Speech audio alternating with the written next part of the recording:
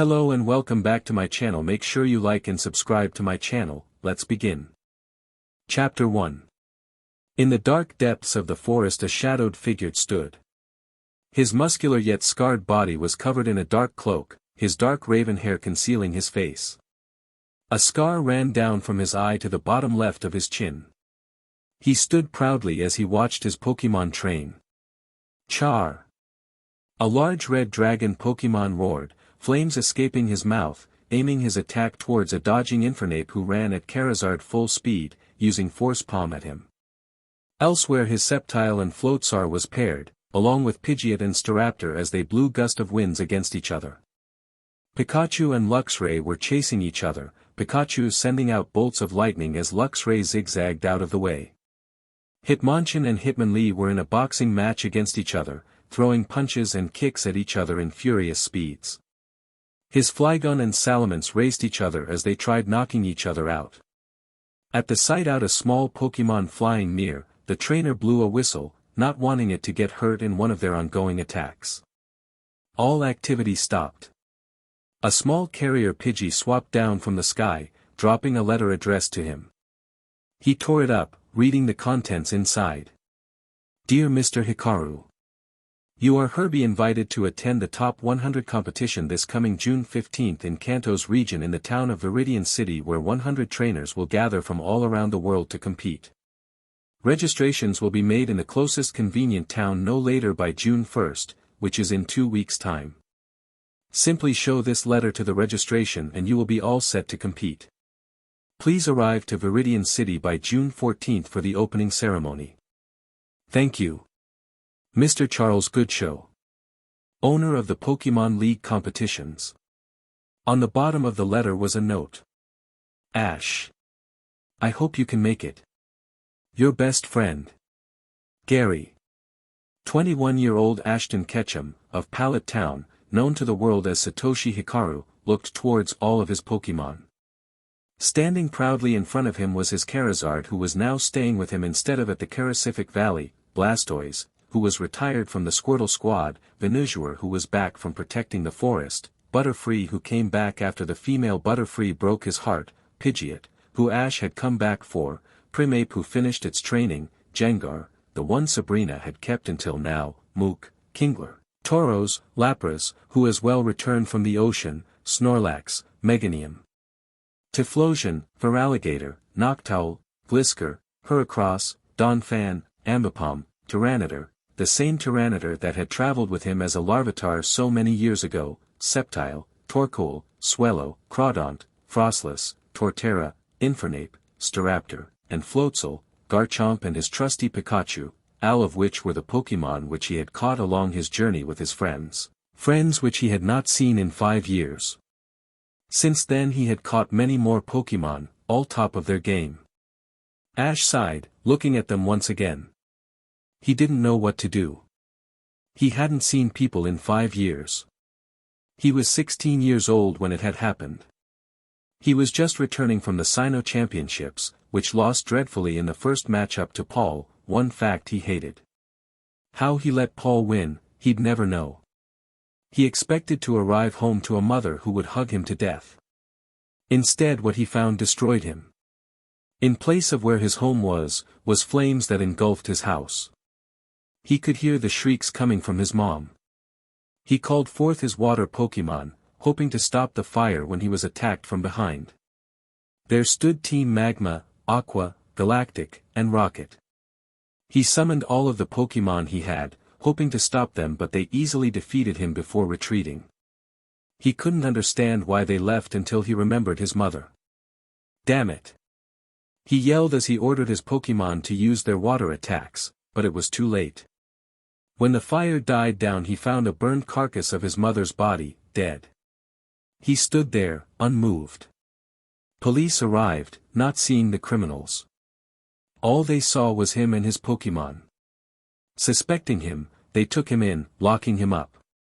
During court he was also charged with first-degree assault, made by anonymous speakers. He was declared guilty and was left to rot in jail. On his way to the prison, he saw the looks of his friends. They looked angered. He pleaded with them that he didn't do it, but none believed him, all thinking he was capable of murder. It broke him. In his anger he escaped through the forest. His Pidgeot had heard his cry and swapped him up, flying to the lab as he took all his Pokémon and left, never to be seen again. To the world, he was dead. Forever was he now Satoshi Hikaru, lone traveler. The only one to know of him as Ash Ketchum was his best friend, and fraternal brother, Gary Oakes, and a few selected others. They knew that he could never done such a crime and helped in his escape, and cover his death. For that, he was eternally grateful. The Pokémon that were away from him, training with other people, felt his emotions as they returned to him throughout his first week of running away.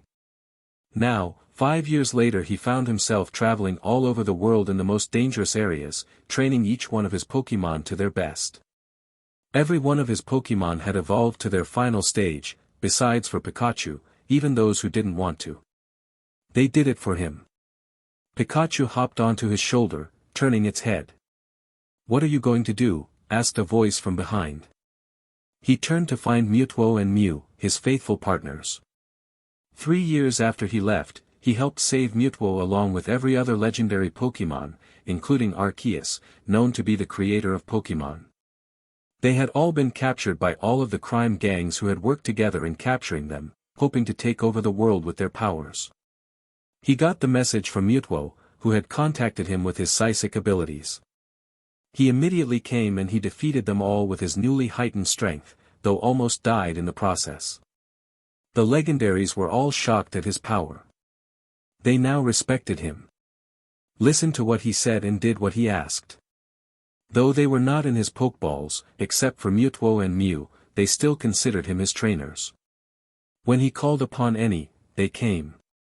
"I don't know." He spoke, his voice rough and deep, unlike his usual high-pitched voice. "What do you think?" he asked the gang. They cried out and he sighed. "All right, I guess we are returning." "Thank you, my friend," he said to Mewtwo, who had changed his views on some humans, as he retreated them back except for his faithful Charizard. "Fly me to the nearest town," he said, hoping on its back with Pikachu on his. It roared as it flapped its giant wings, flying into the sky as Mewtwo flew by his side with Mew. Chapter 2. For half an hour Charizard flew as Ash thought about how he was going to do this. He didn't know how to enter the tournament without giving himself away. He sighed, looking at his invite. He thought, rereading his invitation. Mewtwo turned its head towards its master. "What are you thinking about, Ash?" he asked, using his real name. "I'm trying to think of how to do this." "What?" "Face them. Face my friends, or rather ex-friends." He spat bitterly, glaring ahead. "I see." Mewtwo spoke. "You can either run from them, never confronting your problems, hate them and give them the pain they gave you. Both of which will only lead you to a lonely life. Or, you can face your past, try to move on and maybe even forgive them, someday. Either way I'll always support you." He nodded, thinking about what Mewtwo had given him. "Thanks," Ash whispered. They continued flying until they reached Pallet town of the Kanto region. Memories of this place filled his mind. Some of the memories were good, happy memories of his friends' adventures. Others were not so good.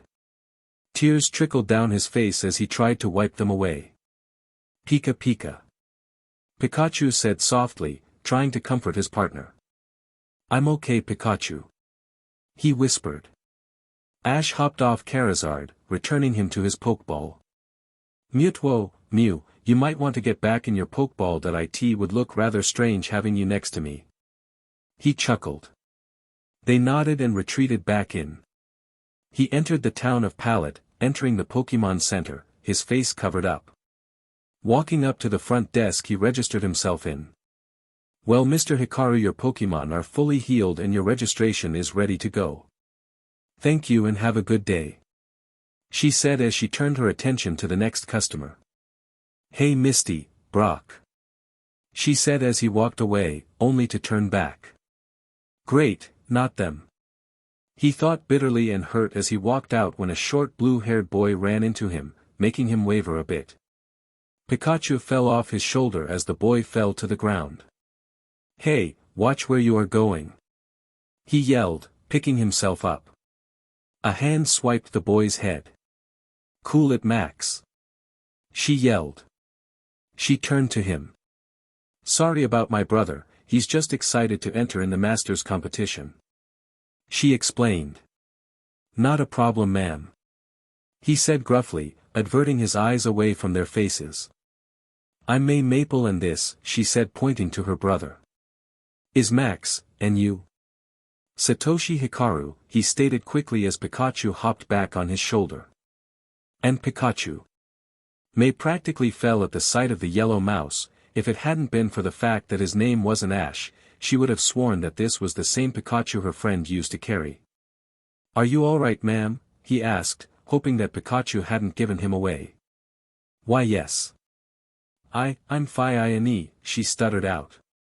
"Sorry, thought you were someone else." His sweat dropped. "I don't believe so." "Sorry," he said, trying to pass me. "Excuse me, I need to go," he said. He passed her as she called out to him. "Wait!" she yelled. He turned.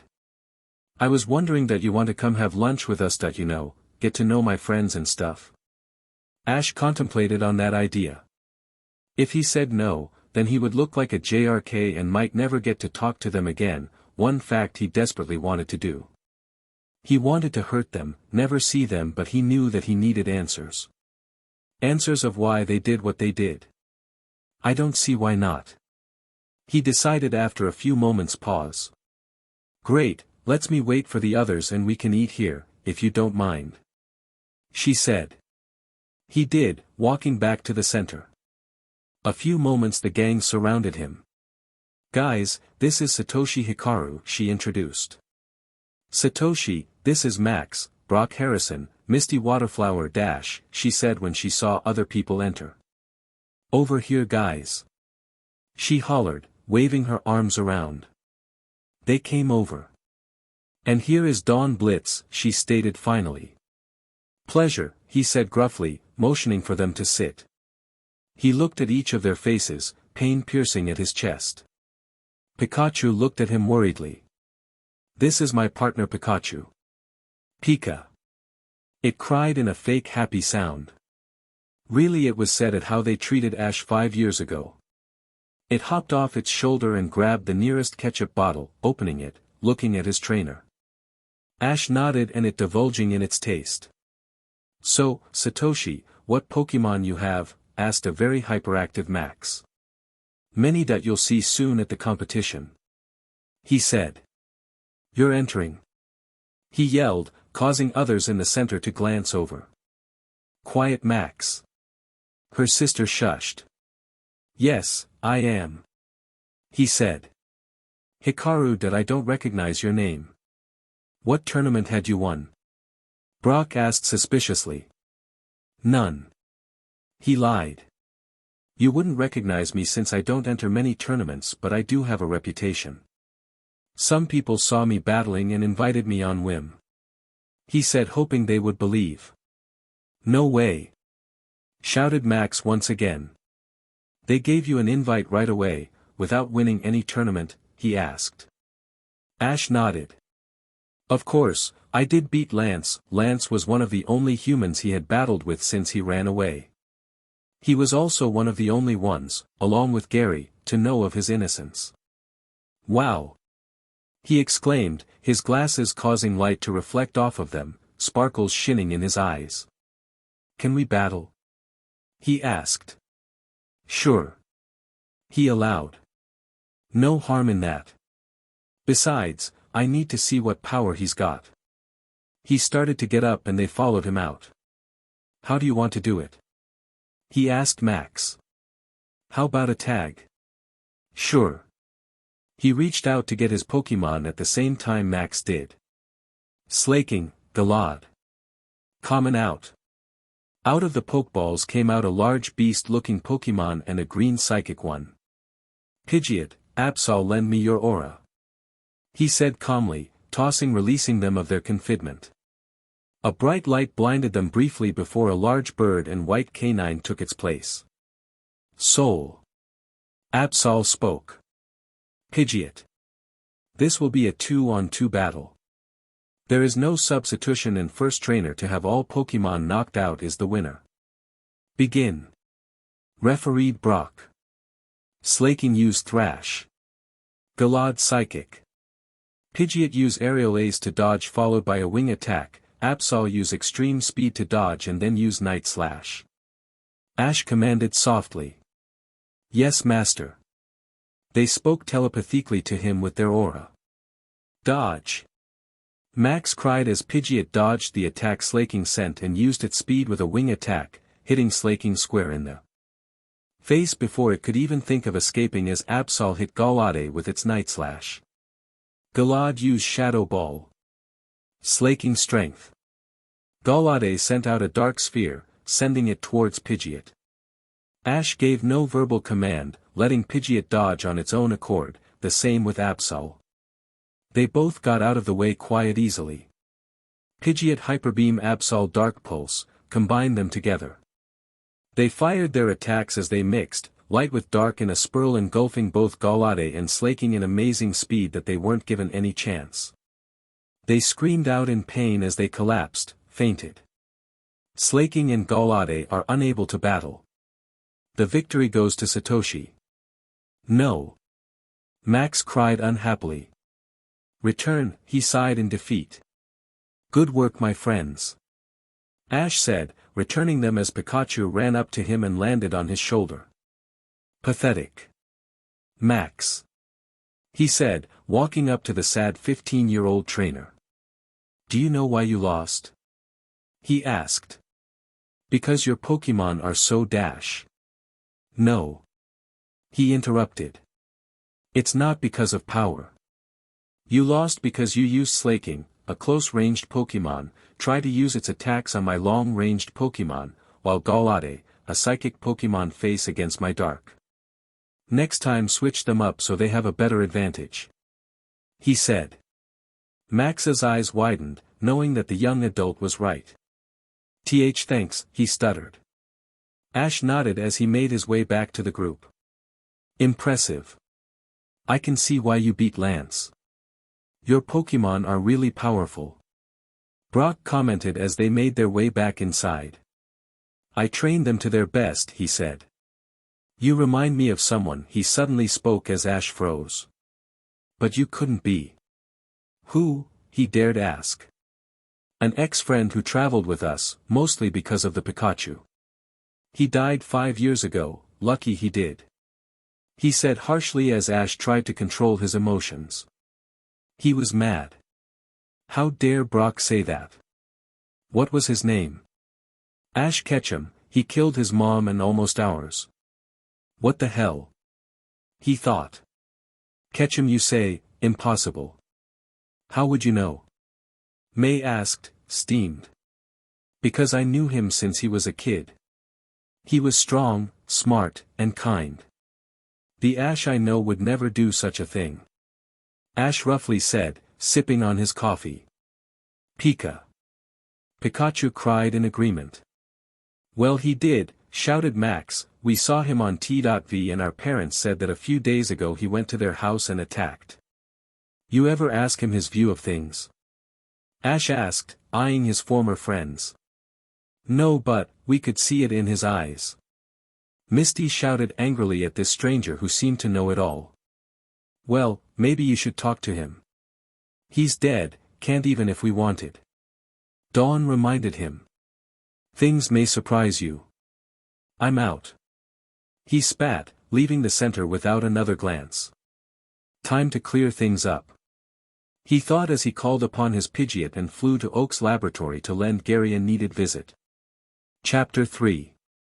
Ash hopped off Pidgeot, returning it in a red light. He sighed, looking up at the place where it all began.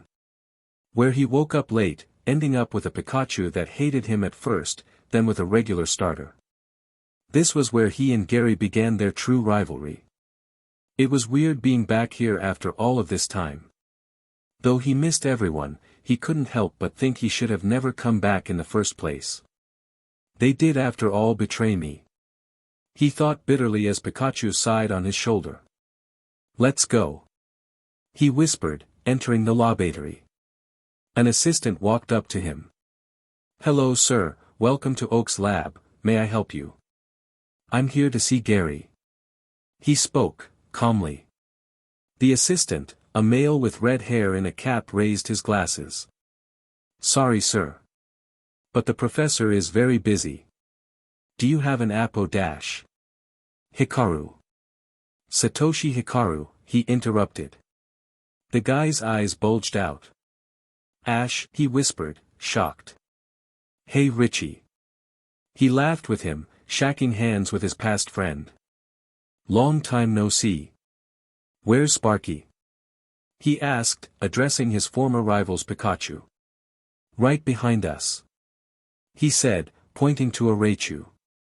So you did evolve it? Ash stated, a bit shocked. Yeah. Richie laughed. He wanted it too. Hey Pikachu, go play with Sparky while I reconnect. He commanded as Pikachu hopped off and set out to play with his Pika-Pow. So Ash, come in. He said happily, directing him to the back room. I'll get Gary, he said, leaving the room. Ash sat there alone in the little lounge that was in the middle of the lab. It was for the top staff members only. And him. So Ashy boy, long time no see, he heard a voice from behind. He turned, gave a smirk as he fisted his brother. Hey Professor. Ash snickered. Yeah, he waved off. So sit, tell me how you've been for the last few years, he said. Richie came back in, bringing some food. He took an apple slice. Nothing too much. Training of course, what else is there to do? He asked. What's been happening here? Nothing too much, you know. New rookies that think they are all that. Like you, he muttered lightly.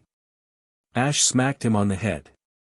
OW, he rubbed the now growing bruise tenderly. Joking, yeesh. You are so much better than them that I think, OW, he growled, throwing a fist at him, but Ash easily blocked. Anyways, nothing much happened. Besides for your death, and your reputation is shattered. Nothing big. He nodded. I ran into the others. He remembered. Gary and Richie's eyes lit up. Really?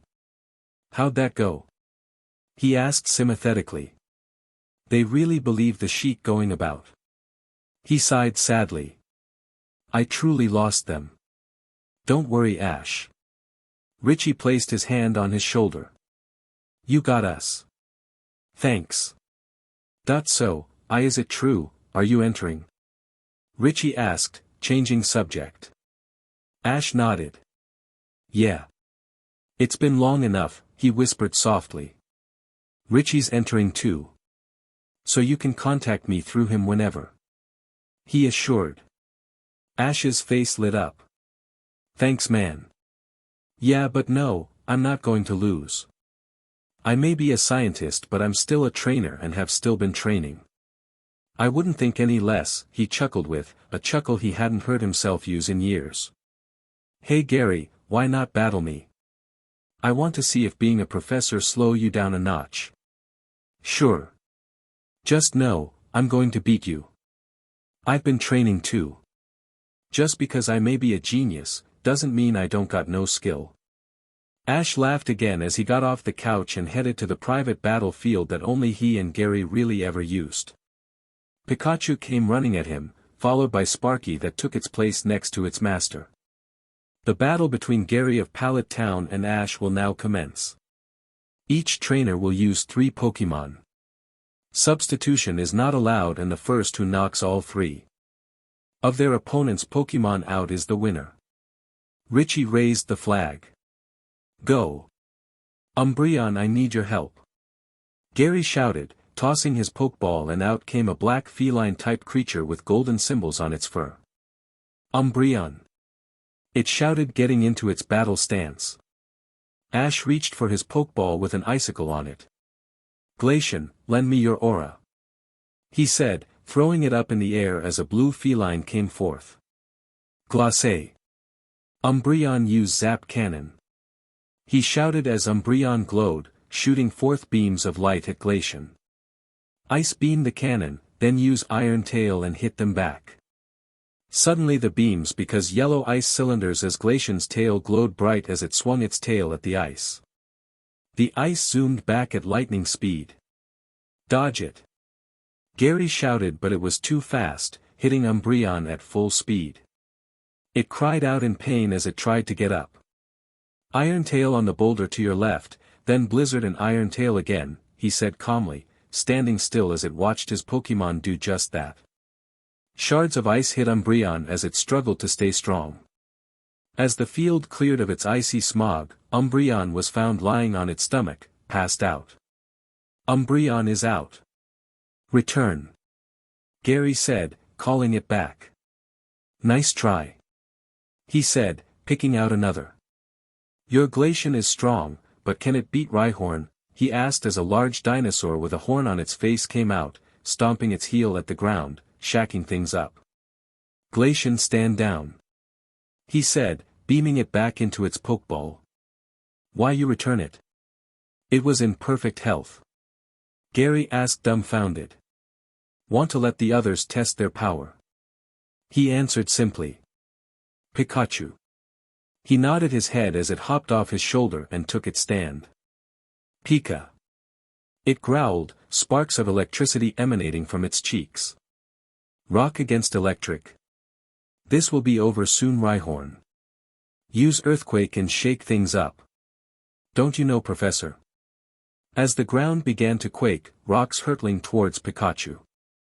"Never judge a Pokémon of its power by type," he said as Pikachu dodged the rocks. "Use Swift and Thunderbolt on them. Followed by Iron Tail," he ordered. Pikachu dodged the remaining rocks, standing firmly on the quaking ground as it spun, stars coming out from its body. It glowed and sparked as Pikachu used its lightning on it and hurtled towards Rhyhorn with extra speed from the Iron Tail. "Dodge with Dig." Rhyhorn dug underground, hiding from plain sight. Pikachu, sense Rhyhorn. It closed its eyes, trying to detect its aura. Emerge and use Drill Horn. Jump and use Electric Tail on its horn. Rhyhorn emerged from the ground, chasing Pikachu up into the air. An electric tail hit its horn as the electricity traveled down its body. It crashed back down to earth, unable to move. Use Volt Tackle. Pikachu ran full speed at the unmovable rock, yellow shield surrounding it as it hit into the Pokémon with a strong collision. It cried out in pain, blacking out. "No way, Rhyhorn!" Gary shouted, returning it. "Wow, Pikachu is strong," he gasped, amazed that it didn't even get a scratch on its small body. "Rhyhorn is unable to battle. Pikachu wins." Blastoise. He threw the ball into the air as his starter Pokémon came out. "Lucario, lend me your aura." Lucario landed in the field, his bone dagger in his hand. "Master. Tell me what to." Lucario spoke through its aura. "Rawr. Aura Sphere and Bone Dagger." Spheres of aura came out of Lucario's paws as he swung his dagger like a baseball bat, throwing the spheres at its target. "Go into your shield," he ordered as Blastoise hid. "Aim carefully into its hole." It did so as the sphere collided with the Blastoise's head. "Blastoise, use Hydro Pump." Water jets shot out of its cannons in rapid speed, heading towards Lucario. "Force Palm." He moved his paws, hitting the water as it protected its body. "Now use Bone Dagger on its shell." He did so, appearing out of thin air and attacking the shell furiously. Blastoise flinched at the hit but was okay nonetheless.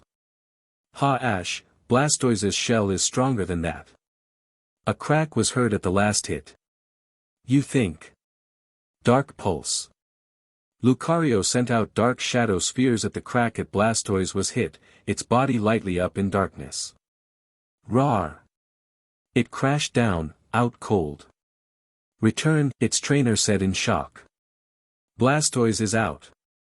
Ash and Lucario are the winners. Richie shouted in shock. Well done, my friend. Ash said. Thank you, Master. Wow, Ash, you've sure gotten strong in those years. When did you get those Pokémon? Richie asked, mostly speaking of the rare Pokémon of Aura. Lucario was a Riolu when we first met. I helped save it from Pokémon Hunter J a while back. It really found me and decided to make me his master. Ash explained, chuckling at the memory of a small blue figure, tackling a 17-year-old Ash. The rest of them I caught or saved during my journey, he said. Ah. Well, Ash. You truly are good. Gary commented, FSTNG Ash. Thanks. Want to see the rest? He asked. They nodded eagerly as he let out all of his friends. The end of the day came too soon as Ash, Gary and Richie returned to the lab for a well-deserved rest. Chapter 5. Ash woke up to a knocking on the door. Grudgingly he got up, grabbed his cloak, put it on, hiding his face, and opened. There stood the gang. Max, May, Brock, Misty and Dawn. DMN, he thought, trying not to slam the doors in their faces. What a wonderful thing to wake up to.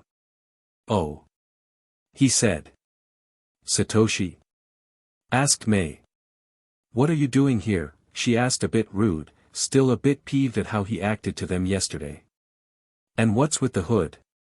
Visiting my old friend. He answered calmly, debating whether or not he wanted to blast them with his Charizard. To answer your second question, none of your business, and what do you want? He questioned back. Here to visit the professor. Need advice on how to beat everyone in the competition.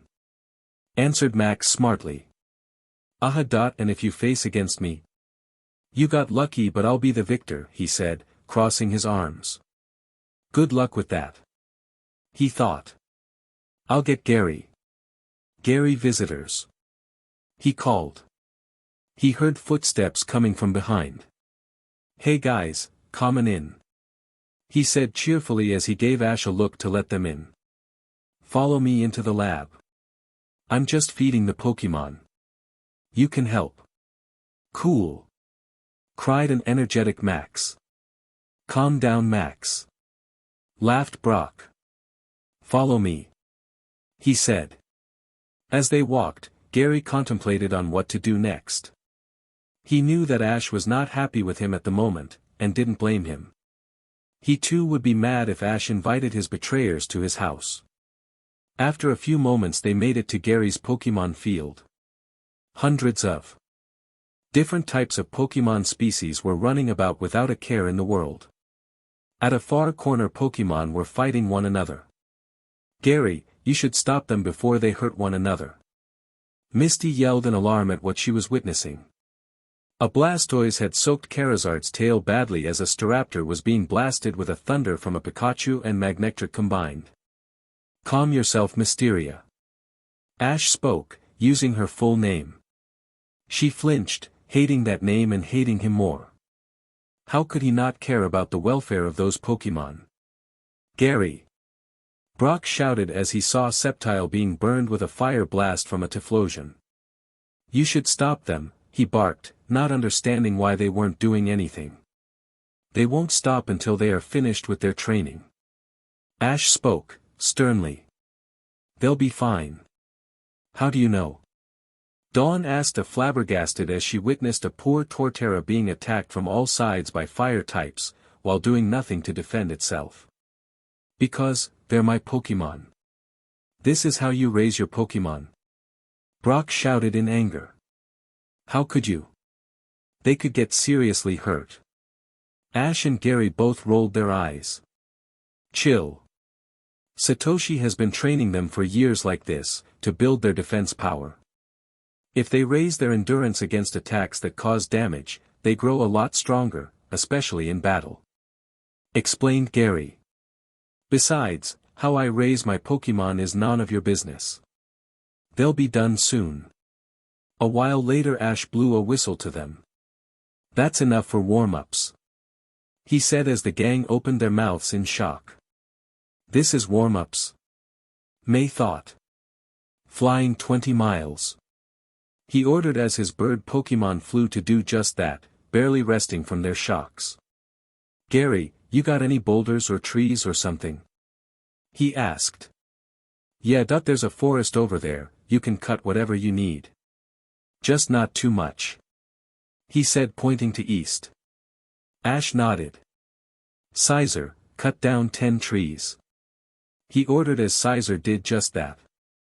"The rest know what they need to do," he said as the ones that were used to their daily exercises picked up a tree each, doing their daily 200 tree presses. "The lake, 15 miles. He said as the others did just that. "And 10 miles running for the rest." "Satoshi, that's too much," growled an angry Brock. How could he treat them like that? "Brock, these are not your Pokemon. I've trained them like this for the past 5 years. They're fine," argued Ash. He took out a Pokeball. "Lucario," he shouted. He decided that until they left, he wouldn't bring out Mew or Mewtwo. "I hope you can understand," he thought to them. "Master." Lucario bowed his head respectfully. "Whoa, Lucario!" shouted Max in amazement. "Let's train," he said, not bothering with introductions. Immediately Lucario attacked his master as the others gasped a warning at him. He easily blocked his punch, giving Lucario an upper arm move as he kept his hood on. He didn't want the others to see his face. 30 minutes of non-stop fighting. Lucario raised the bar, sending out his aura sphere. Ash forced his own as they collided, exploding. The others could only watch in amazement as they fought with such grace and beauty. "Rawr!" grunted Lucario in pain as Ash hit his chest. He gave him a force palm as Ash staggered back a bit. He brought out his bone dagger as he swung it at him, as Ash dodged most of them. At the end it was Ash who won as he spun a kick to Lucario's neck, knocking him out cold. He stood there, bloody and cut as he whipped his face of the blood. He walked over to Lucario as the others just stared in shock. "Good job, my friend," he said, helping to hurt Lucario up. "Thank you, Master." It spoke, bowing again as it went over to the shade to meditate.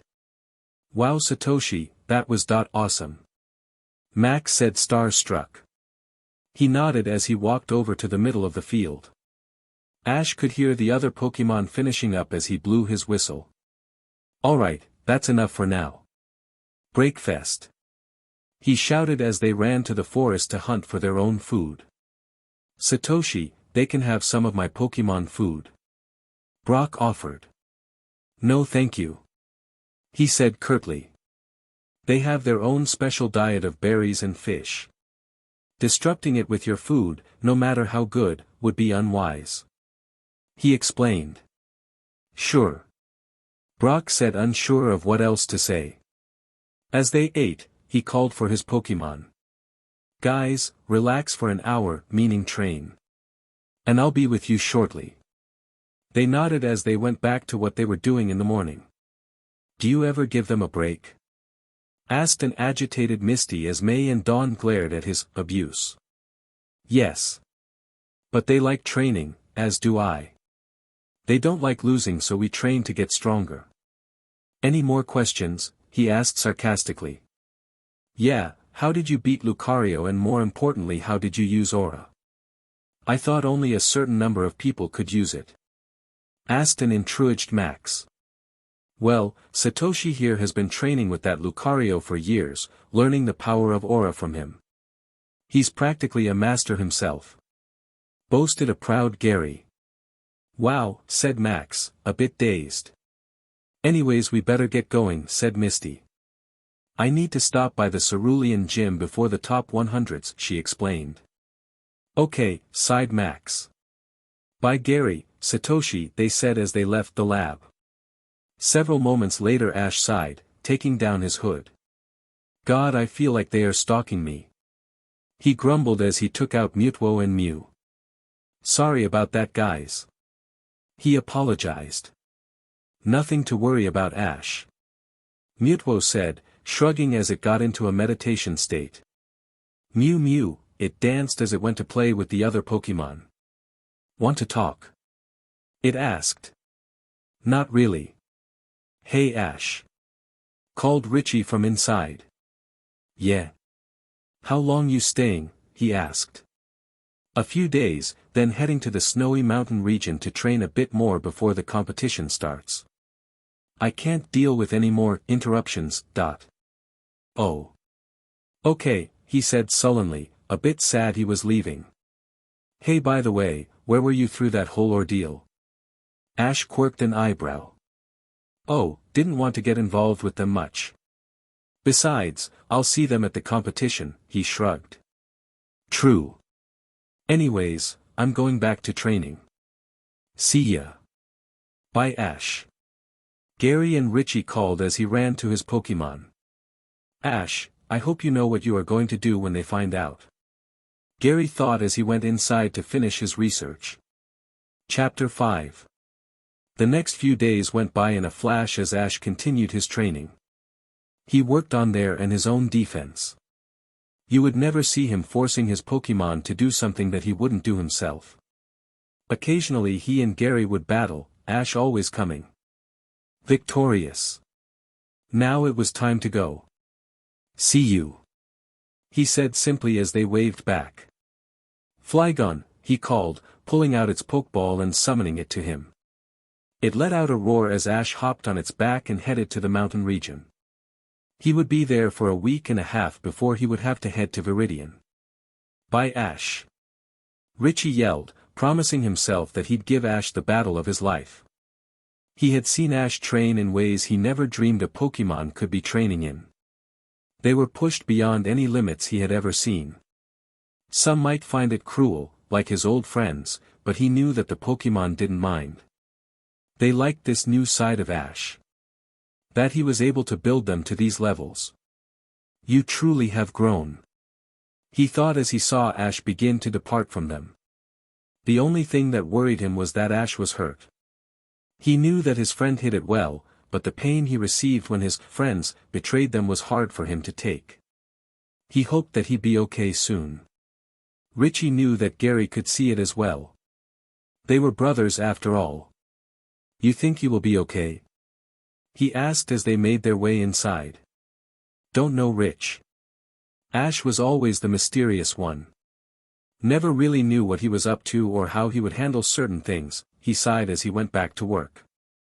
Gary was worried about his brother as much, if not more than Richie. He had known Ash since they were children. He knew of the pain that Ash felt when his mother had been killed. His grandfather died just a few months after Ash left as well, when their lab had been attacked. His grandpa knew of Ash's innocence. When they came those 5 years ago to try to find the whereabouts of Ash, he wouldn't tell. Where is Ketchum? Shouted a rocket grunt as he sent his Raticate to use Hyper Fang on Oak's leg to get him to talk. He's gone. Oak shouted as his leg was searing in pain. He looked to the face of his grandchild, who was currently being gagged and unable to help. He gave him an okay look as he glared at the rocket. Tell me. He yelled, sending out his Houndoom to burn him alive if he didn't start speaking. Go to hell. Shouted the old professor. Suddenly he was up in flames, leaving Gary to watch as his own grandfather was burned alive. The police came shortly after that, taking away the burnt body of Oak. The rocket that had killed him had gotten away, leaving Gary alone. Samuel Oakes was the only living relative of Gary. His parents had both died in an expedition at the tender age of 3, leaving the grandfather to care for his grandson all alone. Now with him gone, Gary didn't know what to do. 3 days after the funeral, Ash had turned up. It was probably the only time that Ash came back throughout his run. He helped get Gary, who had been nothing but a dead mook, out of the grave and back up again. He knew, after all, what Gary was going through. Since then, Gary and Ash were brothers. They shared the pain, sweat and blood and knew what each one was going through. Ash was there for him and he was there for Ash, even if Ash wasn't around. He would die for him and vice versa. But neither Richie nor Gary knew how Ash would handle seeing those he loved once before at the competition. Didn't know what would happen if his identity was set loose, which they suspected it would. It always seemed that Ash could never get a break. It was currently night out as his Flareon made him a nice fire, snuggling up into its master's lap. They had been here for 2 days as they trained as vigorous as always. The Pokémon were currently sleeping inside the confines of their Pokeballs, including Mew and Mewtwo. Suddenly a noise could be heard from afar. "Pikachu," he called, who was currently resting on his cap. "Check it out." It nodded and left, coming back after a minute. "Pika Pi Cha Pika Pikachu," it spoke. Ash thought for a bit. A Weevil EY. Could make a good addition to the team. He thought. Weevils are very snide Pokémon. He remembered that his old rival, Paul, had one. He knew that Weevil shows little to no remorse, respect to other Pokémon. But, Ash thought, though Weevils are naturally hostile and cold, they are compatible with any trainer nonetheless. With this in mind, Ash picked up an empty Pokeball and called to Flareon. "Pikachu," to Weevil. He whispered as they ventured outside of their little space. There he saw it, the Weevil. It was currently being hurt by other Weevils. This angered Ash a bit. "Flareon, Fire Blast." Flareon's mouth became hot as it shot out fire that was aimed towards the other Weevils. They quickly scurried away. Ash went down to his knee and picked up the hurt Weevil. He brought it back to his section where he nursed it back to health. "Weevil, you want to get stronger?" he asked when Weevil woke up. It tilted its head to the side.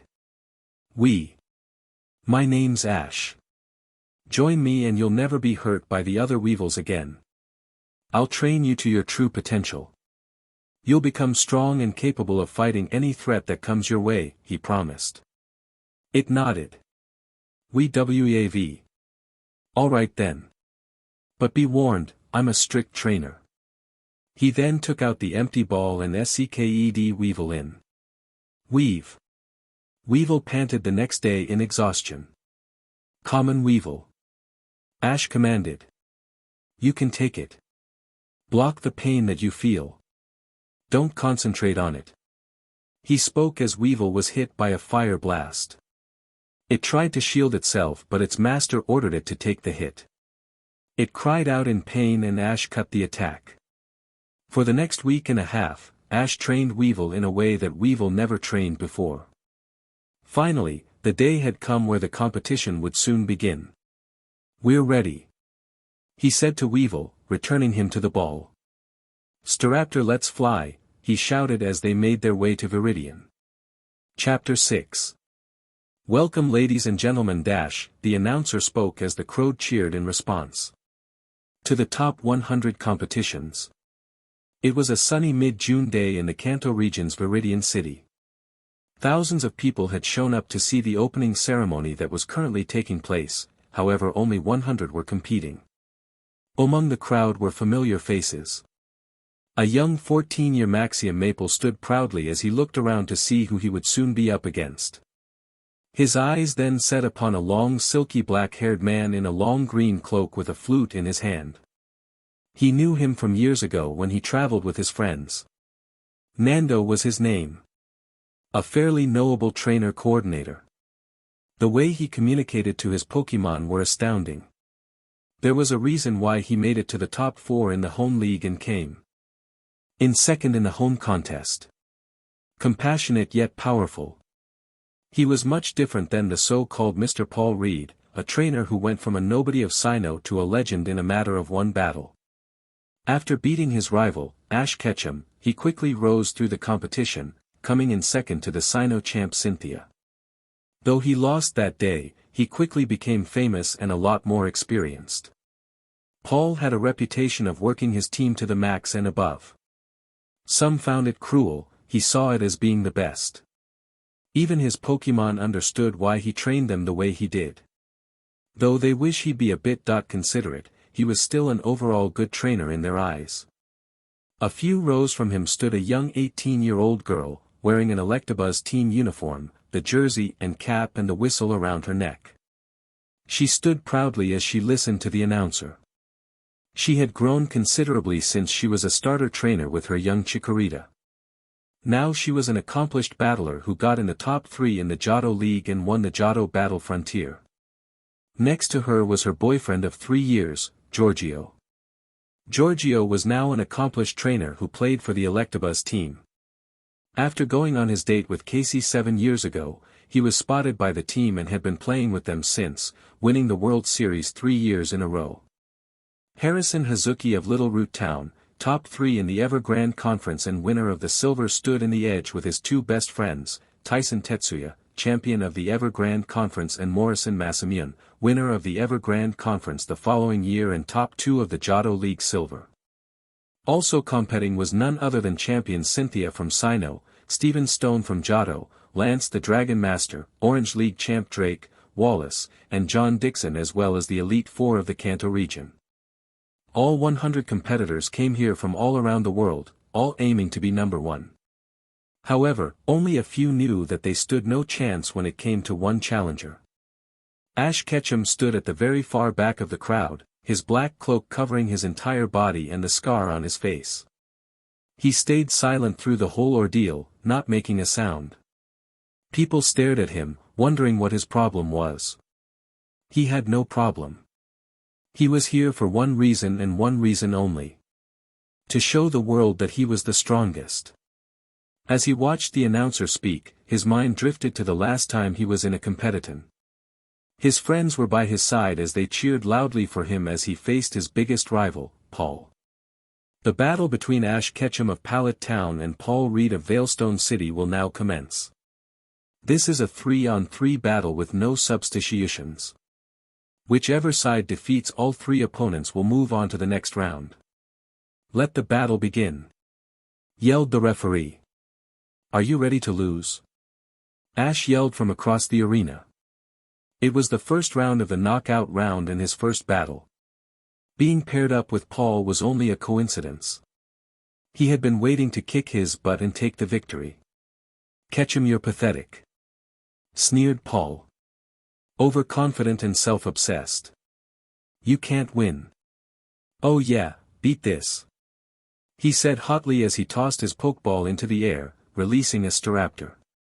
Paul did the same, releasing a Magmortar. Destoy him with Fire Blast. Magmortar raised his arms towards the sky at Staraptor, releasing a blast of fire. Dodge! Ash cried, but it was too late. Staraptor was engulfed in flames of heat as it ate away at its body. It cried in pain as the attack ended, falling down to the earth, knocked out. The same results happened with his Infernape, losing against Ursaring and Pikachu against Torterra. Pathetic. Paul sneered as he returned his Torterra. What a waste of my time. He then exited the arena as Ash fell to his knees in a shocked gaze. Since then Ash had trained daily and he was ready to take down anyone that dared stand in his way. Satoshi, he heard as he turned his head to find Lance and Richie and Paul coming his way. He nodded and Pikachu gave the normal greeting. Lance, Rich, Paul, he said, shaking hands. You ready to battle soon? He asked. Ready as ever, man. Richie laughed. Gary says that he'll see you later, he has some unfinished business to attend to. He said. Listen, Hikaru, he quoted. You better not lose, I want to kick your butt, he said. Wouldn't dream of it. Ash laughed, bumping fist with his old rival and friend. 2 years ago while training in the forest, he heard a cry of pain. There stood Paul, about to be mauled by his Ursaring. Primeape, jab punch, he said as Primeape charged at the irate bear Pokemon, punching him in the jaw as he went down. Hold him. Primeape wrapped his arms around Ursaring's waist, pulling up his arms and placing his wrist behind its head, keeping it in place. Thanks. Whoever you are, said Paul as he dusted himself off. That stupid bear is dead when I get my hands on him, he said, returning his Pokemon. Ash's eyes flared in anger. His Pokemon then charged at Paul, punching the trainer sorely in the face. What the hell? He yelled in anger. In the rate that you're at, Ursaring is going to end up killing you, then vice versa, he said calmly. And I wouldn't blame it. And who are you to determine that, he sneered, jumping from the ground as he grabbed onto Ash's cloak. A battle. See who is better, he said instead. Fine, 1-on-1. We'll see who the true master is, he barked, getting into his battle stance as he released an Electivire. Garchomp, he called, bringing forth a large dragon Pokemon. Gar, it cried, sweeping its claws around. Garchomp, Fire Fang. Garchomp ran at the Electivire with incredible speed, his fang with flames as he dove under, biting the unexpected Electivire in the shin. It cried in pain as it tried to fling the Garchomp off. Electivire Thunder Punch. Electivire flailed its arms and electricity ran in a current and hit it in the head. It didn't flinch, not even a scratch.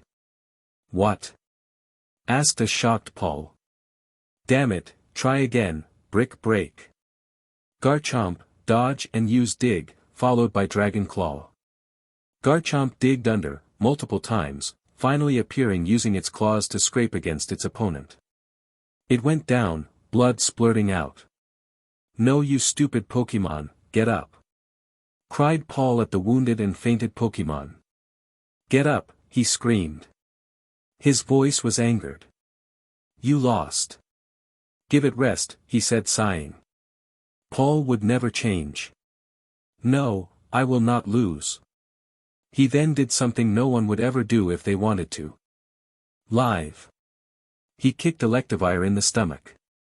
It got up in fury, eyes glowing red as electricity pulsed through its body. Paul shook with fear, knowing he was about to die. Ash threw himself at Paul as Electivire shot a thunder at his former trainer. It missed as Paul quickly returned it to its ball. Well, what happened? He asked, not knowing any more to say.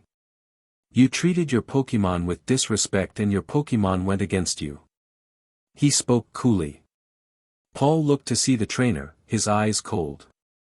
Who are you? He asked. You know me. Since that day 2 years ago, Paul took Ash's advice, treating his Pokemon better. He knew who Satoshi was, as well as his brother Reggie.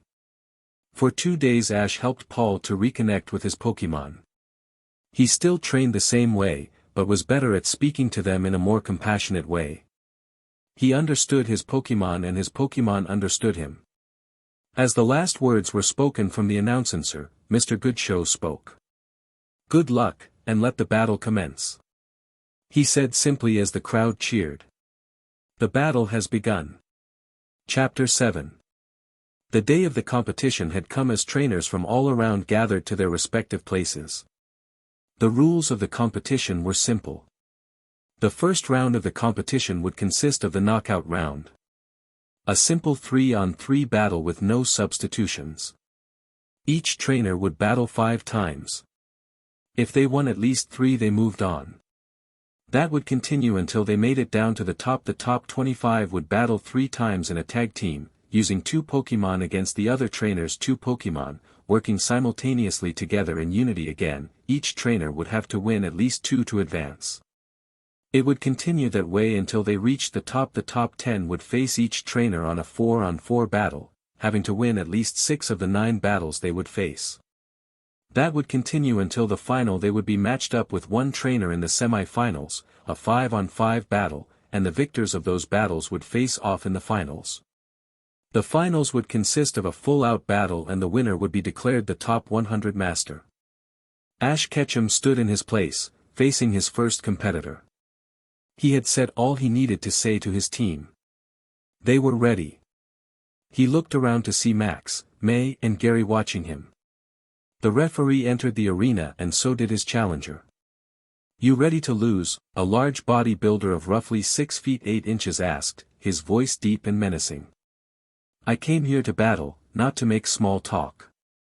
Ash said back simply, getting ready to take out his first Pokemon. The battle between Satoshi Hikaru of Pallet Town, Kanto and Jared Ringer of Violet Town, Johto will now commence. Each trainer will battle 3-on-3, no substitutions until one side has knocked out all 3 Pokemon. May each side please bring out their Pokemon. Golem, rock and roll. Jared yelled, throwing his Pokeball into the air as a large rock came plummeting to earth. Feet and hands came out as they got into a battle stance. Golem, it cried out, ready for a fight. Arcanine, lend me your Arua. He said, bringing forth a large shaggy dog-looking thing. It growled at the large rock Pokemon as it got ready to attack. Begin, the ref said, waving the green flag in his hand. Golem, scash that mutt with rollout. Golem tucked itself into a fetal and shot forward with its legs, hurtling towards Arcanine. Arcanine, jump onto the ball and go with it, he said calmly as he watched his furry friend jump onto the rolling Pokemon as it ran on it perfectly. Use Stomp to stop it in its tracks. Arcanine lifted its paw as it glowed and used force to bring it down, cracking the shell of the Golem as it stopped, crying in pain as it tried to get it off its back. Golem, dig. The rock dug, disappearing from sight. Arcanine, stay calm and sense its aura. Ash calmly stated, standing still. Body slam. Jared cried out as Golem came out from its hiding spot into the high air and came crashing down.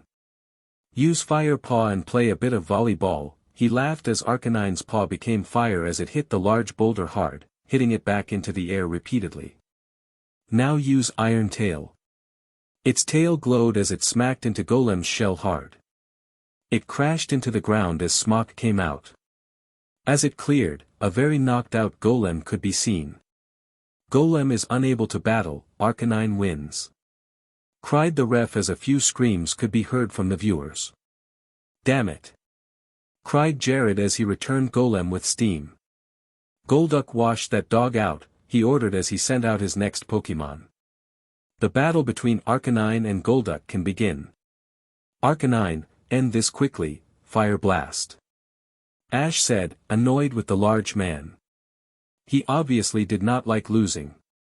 Arcanine let out flames from his mouth as it hurtled towards Golduck. Dogdy. It went right and Ash nodded towards Arcanine. Arcanine forced the flames to follow as it hit Golduck head-on, burning it alive. He had taught his Pokemon that move a few years ago. It was difficult to perfect. He got the idea from Jayco's Manetrike, in its ability to change its attack's course. Golduck is unable to battle. Arcanine wins. Red Team, chose your last Pokemon. That's IT Pipsqueak. Blastoise come out. A large shell Pokemon appeared, ready for action. Arcanine, extreme speed followed by Fire Wheel. Arcanine ran full speed, faster than one could ever run, fire surrounding it as it rolled towards Blastoise. Blastoise, Hydro Pump.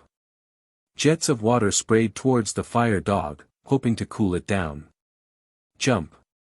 Arcanine jumped high into the air, still in fire formation as it crashed down onto the Blastoise hard, knocking it out. Blastoise is unable to battle, Arcanine wins and Satoshi from Pallet Town wins.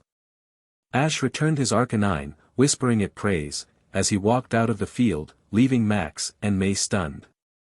Wow. Max sputtered. Wow indeed. May agreed. Nothing I wouldn't expect from you, brother.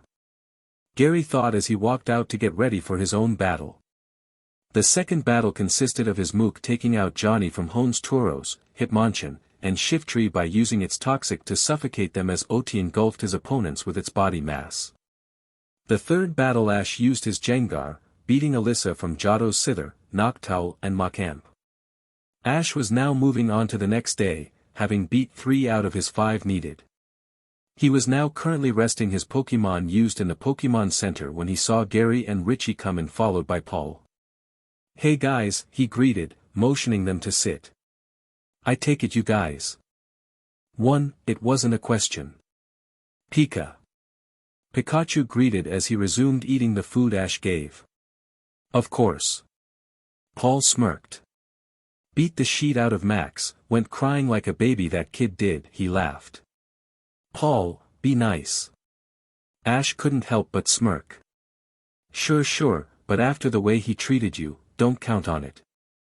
Paul knew that he didn't treat Ash nicely either, but he, unlike them, was one of his best friends now. How you do, Rich? He asked. Won the first 2 matches, fairly easily, only lost 1 Pokemon each. But lost the 3rd match from Tyson, he laughed. But won the 4th against Barry. Good. He stated. He never did like that kid much, always was annoying and praising his dad. His dad was the leader of the Sinnoh Battle Towers.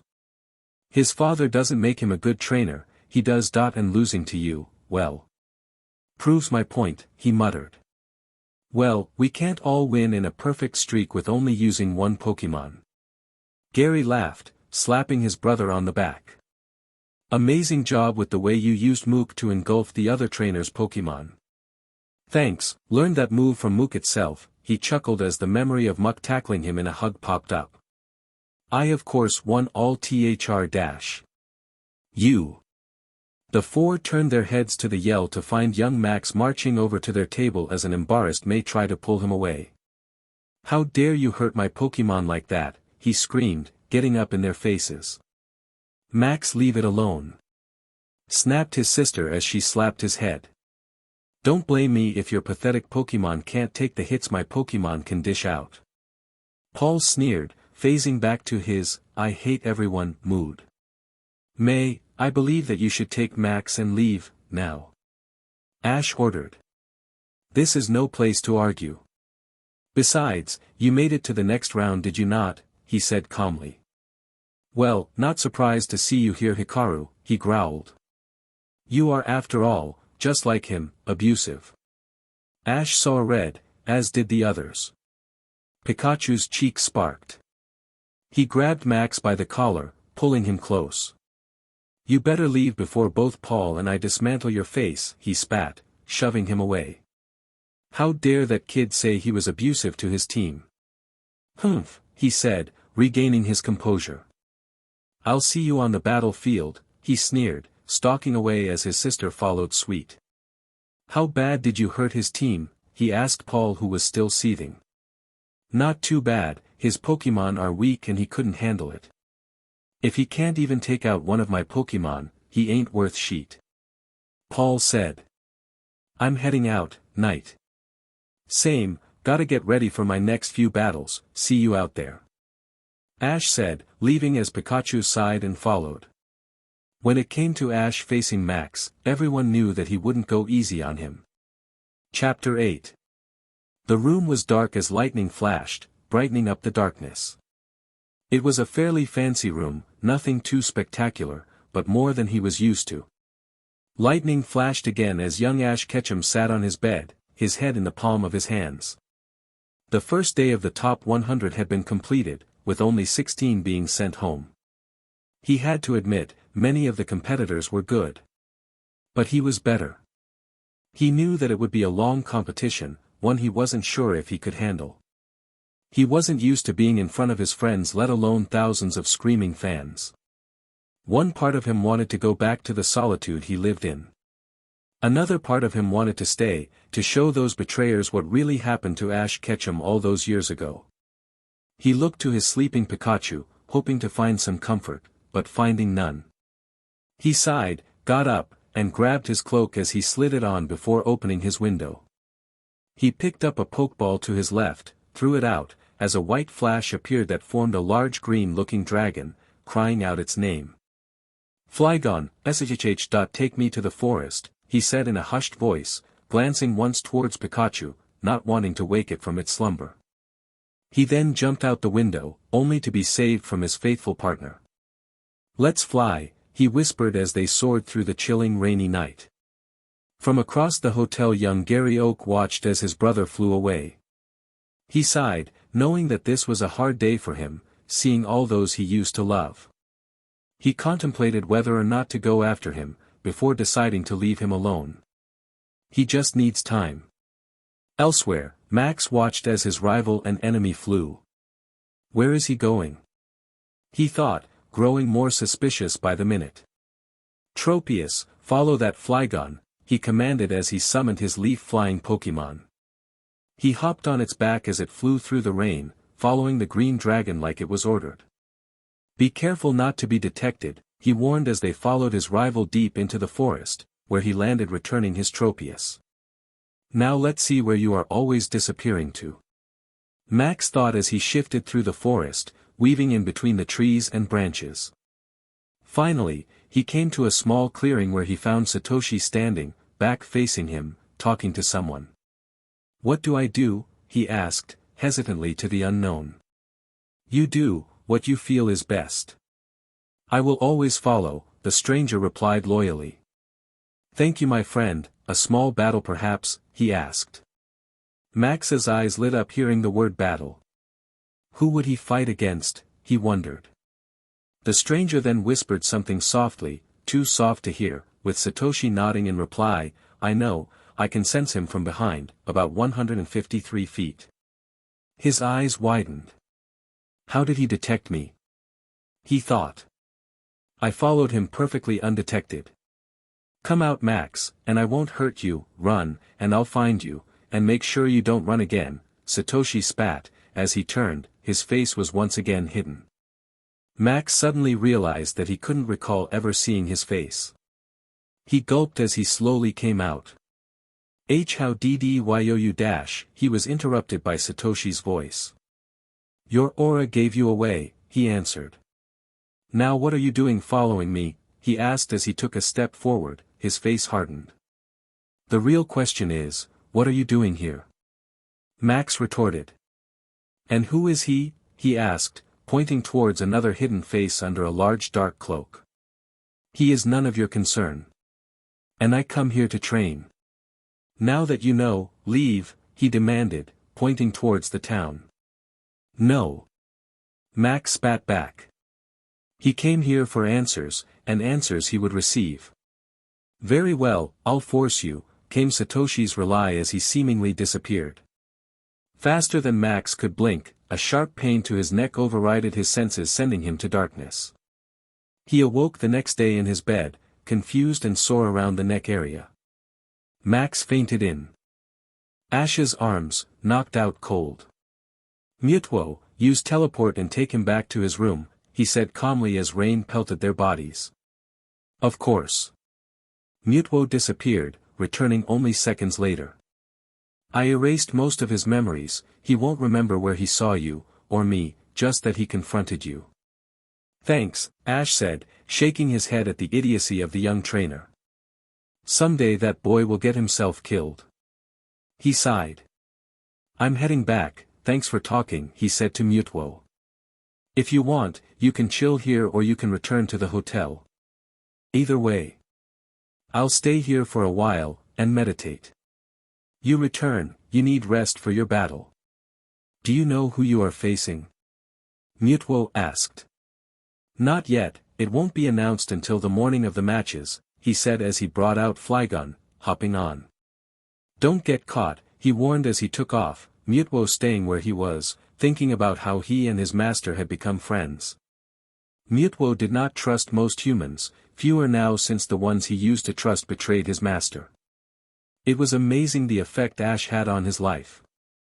Before meeting Ash, he was bent on destroying humans and getting revenge on the Rocket Boss for all the suffering he put on him. That was before Ash entered his life.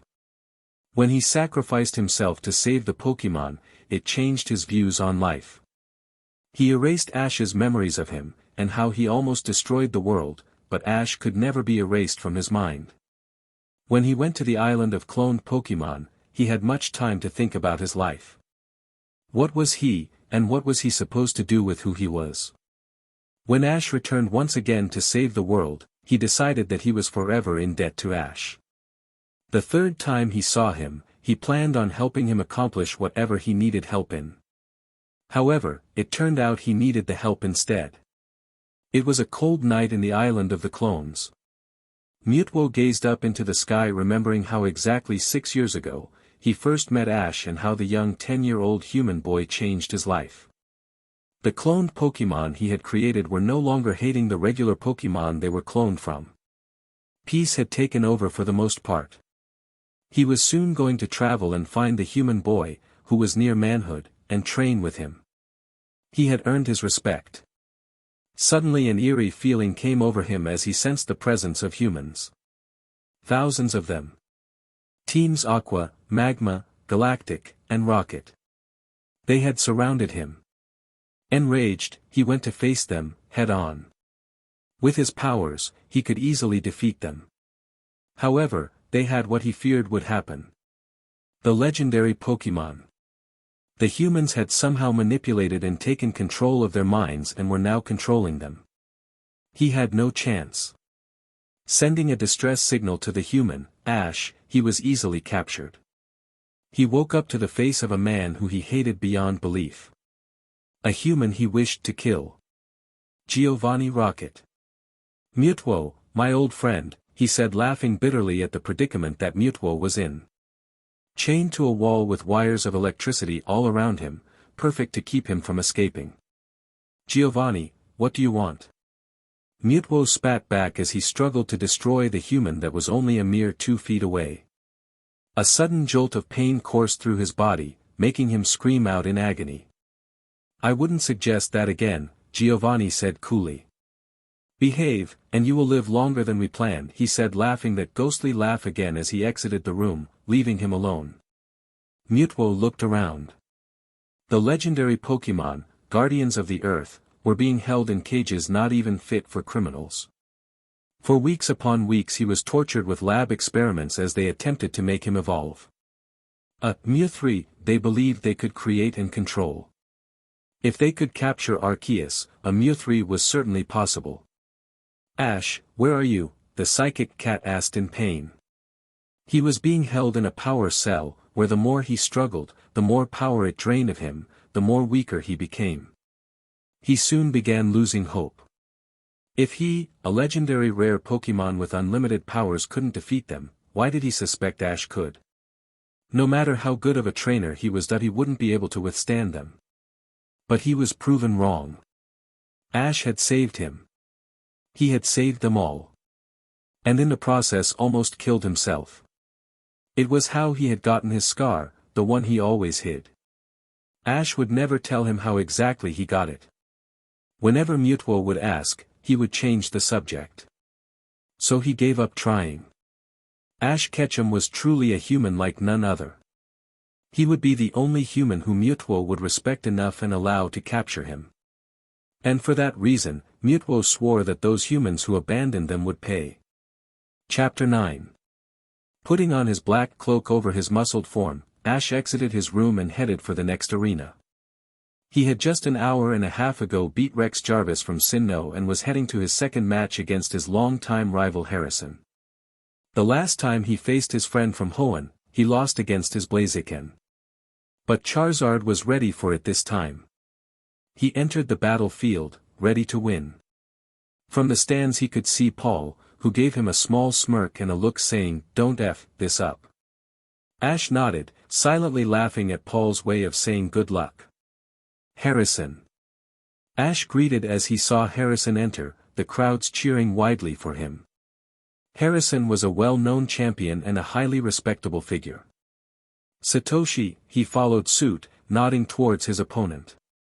Harrison had heard the rumors, of course, about Satoshi Hikaru being one of the best trainers in the competition thus far, beating each opponent without even breaking a sweat or switching Pokémon. This would be the battle of his life that would determine whether or not he made it through to the next round. He had won so far 2 out of the 5. He lost the other 2 matches against Brandon from Johto and the legendary Cynthia. If he lost this, he was out of the tournament. The match between Satoshi Hikaru of Kanto and Harrison Katsumi of Hoenn will now begin. Trainers, select your Pokémon. After you, Ash spoke as he reached for his first Pokémon.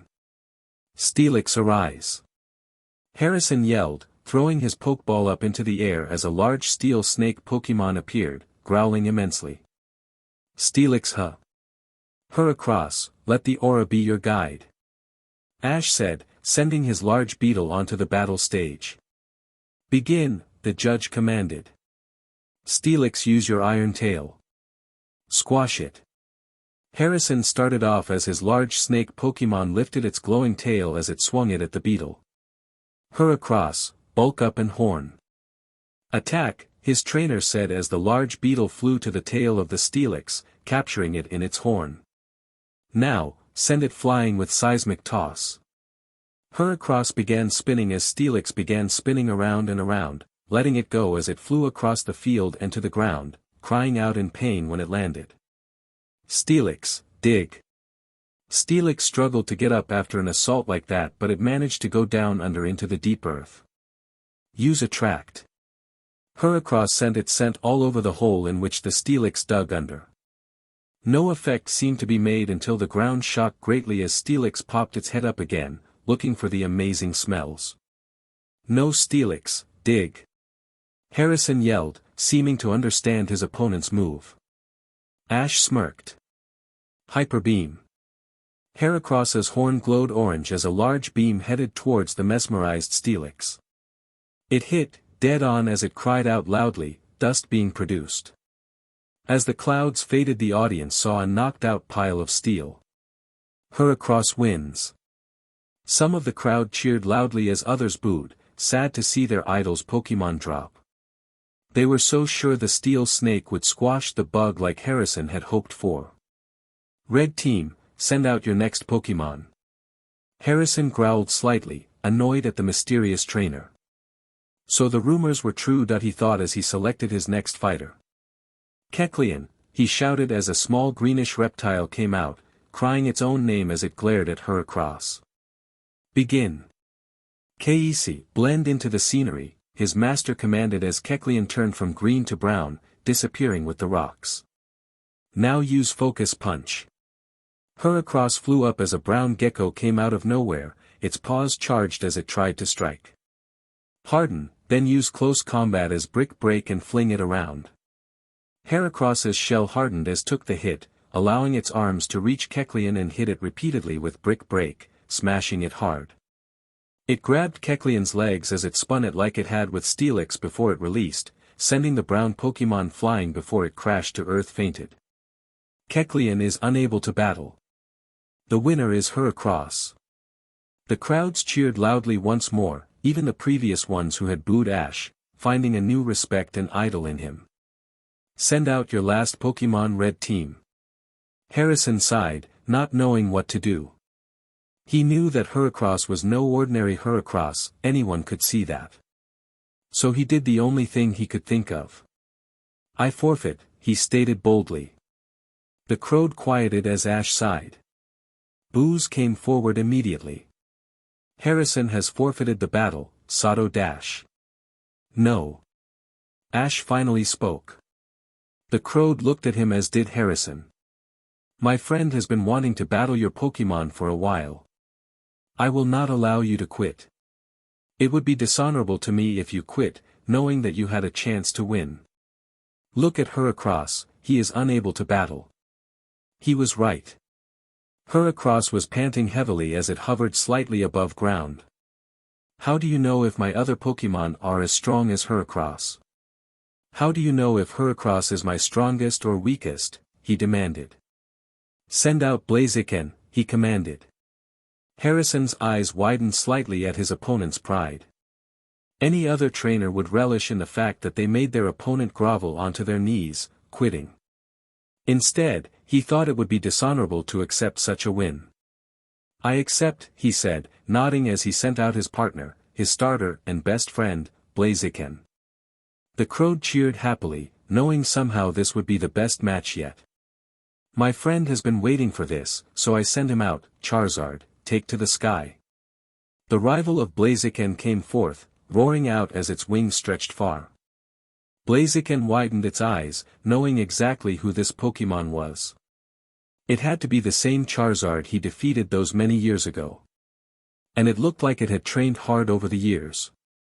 Continue. Flamethrower, both trainers command as both Pokemon send out a massive beam of fire at the other, colliding and exploding as a giant smoke was produced. The smoke cleared as it seemed neither Pokémon were fazed by the explosion. Ash smirked, knowing that this was the exact move he first used against Harrison last time he battled. He guessed that it most definitely would continue that same suit. Flamethrower once more, he said, proving his point as a large flame came out of Charizard's mouth, heading towards Blaziken. Dodge! Harrison ordered as his Pokémon dodged as it jumped into the air, but just barely as it came out with a few burns from the close contact. Dragon Rage! Ash commanded, noticing that Blaziken was unable to do anything. Charizard obeyed, sending out its dragon beam towards the defenseless fighter. Dive with quick attack. Harrison screamed as Blaziken got into a head-first falling position, enabling it to dodge the attack and head towards Charizard. Ash just smirked again, telling Charizard to stay still and let it come. As Blaziken got closer, Charizard swung its tail glowing with Iron Tail, somehow knowing that flying up to Blaziken like last time was not a smart move. Like a baseball, Blaziken was hit with the force of a home run hitter as it was sent flying across the field. Blaziken! Harrison gasped as he saw his Pokémon struggle to get up. Extreme Speed Fire Punch, he ordered as Blaziken managed to get to its feet and running fast, its fist on fire. It flung its arm at Charizard. Grab it! Charizard's claws grabbed the blazing hot hand, stopping the attack. Close combat, both trainers said as both Pokémon began a fist fight, attacking and dodging each other's attacks. Blaziken kicked its legs out, tripping Charizard and then smashing its face with a fire kick. Grab Blaziken's leg, and then toss it, his trainer said as Charizard did just that. As they both slowed, they struggled to get up. Ash knew that though Charizard was strong, stronger than ever before, Blaziken was still a strong opponent. This was after all, the longest battle Ash had during the entire competition and the crowd was loving it. Both Pokémon continued struggling. After moments, Blaziken and Charizard both got up, breathing heavily. Harrison gave an order of a flamethrower but it was never produced as Blaziken dropped once more, this time never getting back up. The crowd cheered ever louder but no one could compare to the roar Charizard was producing. It had finally beaten its biggest rival. Ash walked across the field, as did Charizard, heading towards their opponents. Ash stuck out his hand as Charizard helped Blaziken to its feet. Good job, he said, the first words he had ever spoken after a battle to an opponent. Blah! Blaziken grinned as it bumped fist with Charizard. Thanks Ash. Harrison whispered back, winking. Ash nodded back, silently giving him a look that said don't tell with Harrison nodding back in acknowledgement. Blaziken is out, Charizard wins and the match goes to Satoshi who will move on to the next round. Win Satoshi, win. Promise. They clasped hands once more, sending the crowd into applause at the spectacular performance. Chapter 10. So Harrison figured it out, huh? Ash thought as he made his way over to the forest to think. He didn't know exactly how he felt about the fact that yet another person knew about him because he feared that he'd tell others but he knew that he wouldn't. Gary and Paul would never allow it. He was sure that they'd talk to him and answer Har's questions, like where he had been all those years, and of course, his hidden identity.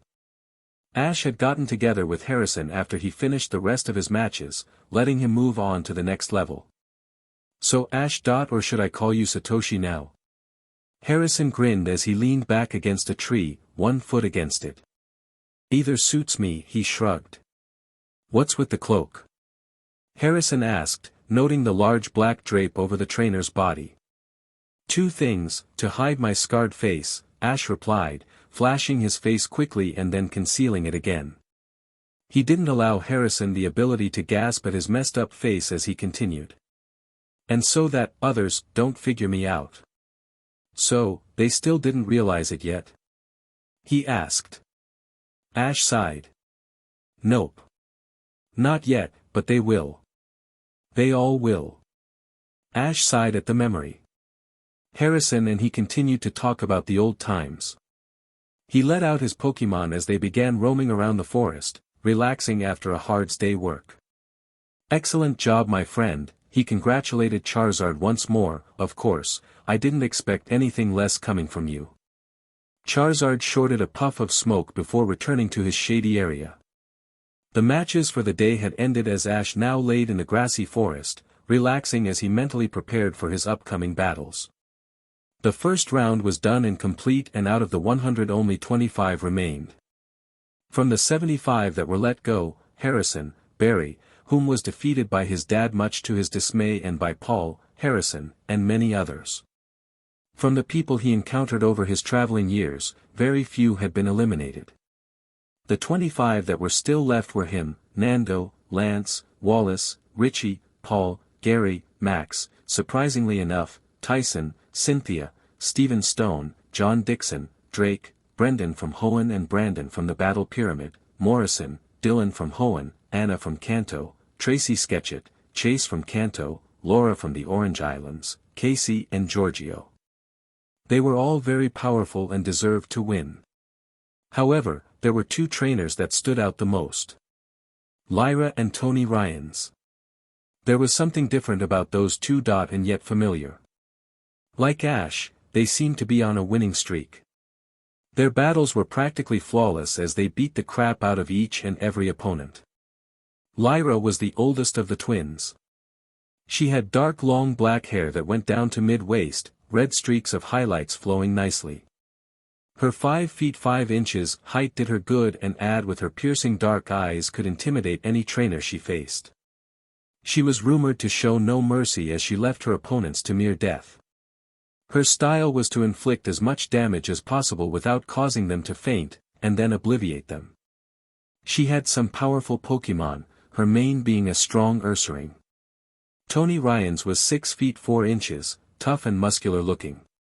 He had spiky short hair and a tough-looking rugged face. He however was known to be the brains of the two, though looked more of the brawn. He was also more gentle and kind, but was still just as dangerous as his sister. His style was to finish them quickly.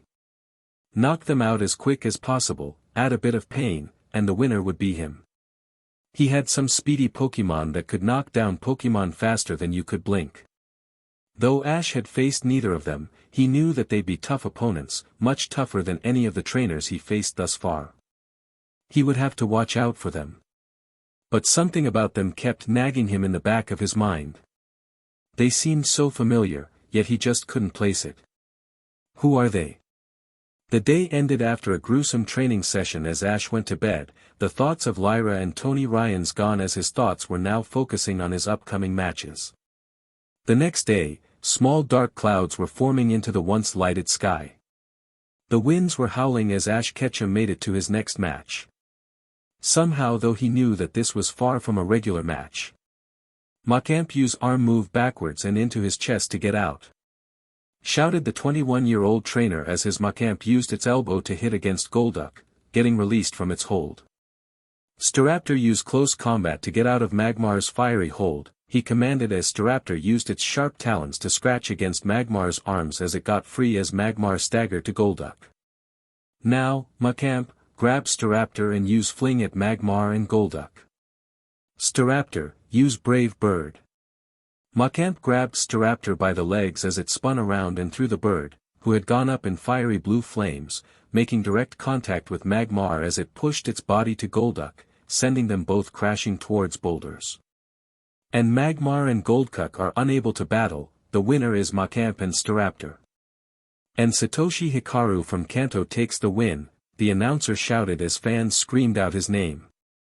Ash returned his two Pokemon, thanking them, as he made his way off the stage and to his next battle where it would start in an hour.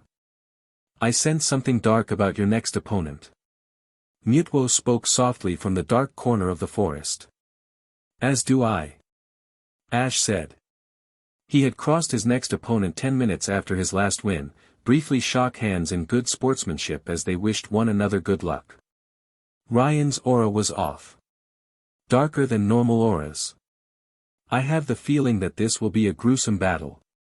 He's going to be difficult, that I know it. He said. Just be safe, Ash.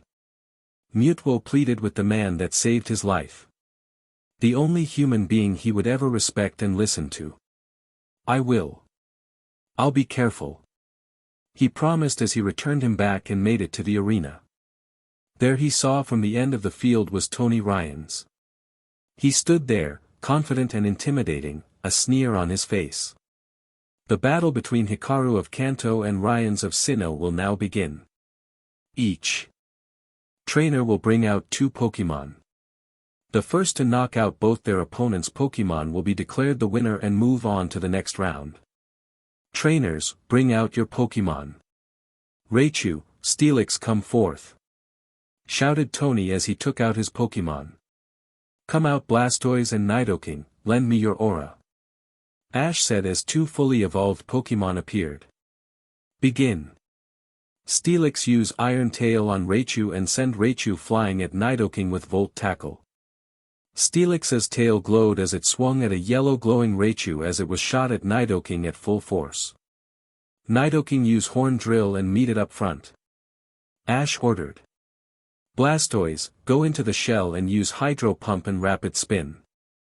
Nidoking's horn spun as it came up front with Raichu, sending it flying back at Steelix as they screeched in pain. Electricity flowed through its horn giving him a powerful shock. Blastoise went into its shell as powerful jet streams came out of its hole as it spun, hitting its opponents with its mighty water-powered shell. Steelix, Iron Tail and hit the shell back at Nidoking. Steelix's tail once again began to glow. Reverse course. Ash ordered as its spinning slowed as it dropped angle, hitting Raichu square in the face. It came out of its shell. Dynamic Punch. Its fist began to glow a dark red as it swung its fist back and let go, hitting Raichu hard and sending it flying back at Steelix as they collided together. What the hell? Ash thought as his opponent started to chuckle. Crap, they're messing with us.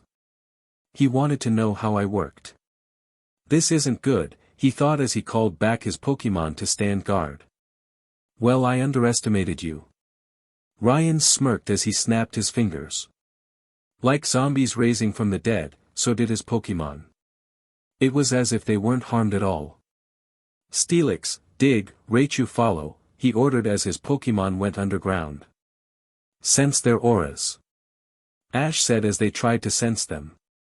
The ground shook as they came back up. Steelix Earthquake. The ground shook as the floor beneath them caved, sending his Pokémon under. Raichu used Volt Tackle on the Blastoise. He yelled as he heard a large growl and suddenly, the entire field collapsed as Ash saw his Blastoise crumpled in a heap of dust. The Crowd gasped in surprise, not expecting the great Hikaru to be losing.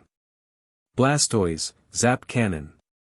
A large beam came from Blastoise's long back tube, shooting towards the partly paralyzed Raichu AMD Steelix.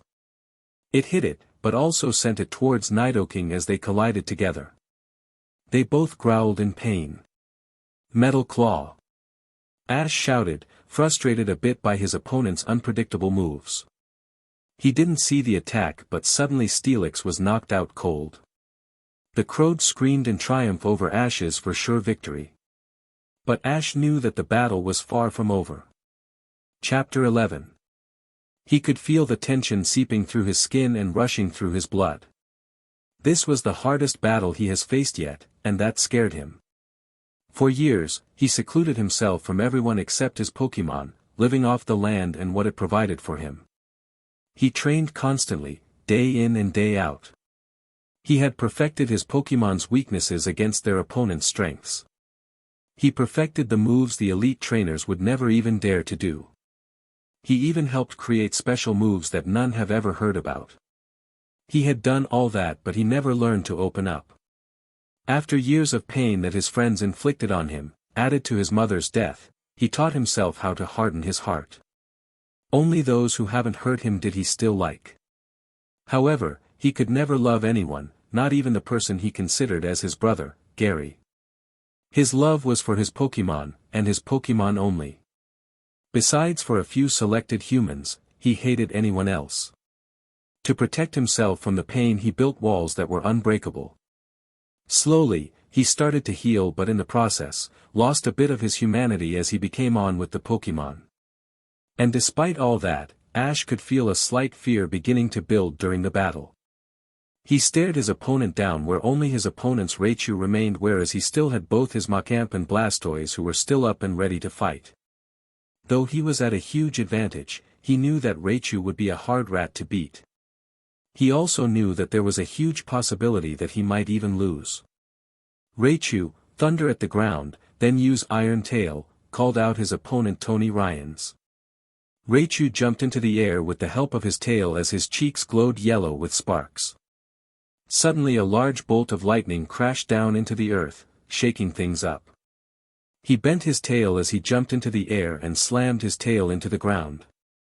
Sparks flew everywhere where his Pokémon shrieked in pain. Blastoise, get into the shell, Nidoking, Mega Kick at Raichu. Blastoise obeyed the command, getting in his shell as Nidoking ran up to him, kicking his large shell in the direction at Raichu. The speed it went collided with the rat with great force. Raichu, push with Iron Tail and send it back. Raichu scooted up a bit, pushing himself and used Iron Tail once again, sending Blastoise back and spiraling towards Nidoking. Like a bowling ball, it hit its mark, knocking down the pin. The pin being of course, Nidoking, who got flung towards the wall of the arena. It groaned in pain as it slunk to the floor. And Nidoking is unable to battle, shouted the official as Ash recalled his Pokémon. He gritted his teeth at the shocked faces of the crowd who had thought that Satoshi was undefeatable, and seeing him lose, it was big. But what was worse was seeing the smug look on his opponent's face. Well, looky here. Ryans taunted. It's just Raichu and Blastoise. I just wonder if my electric type can beat the water. It's not over yet, growled Ash, his eyes flaring from underneath his hood. Come on, look at your Pokémon, he said, pointing his gaze towards Blastoise, who was breathing heavily, bruises and injuries all over his large bodily form. It can't take much. Strength is from within.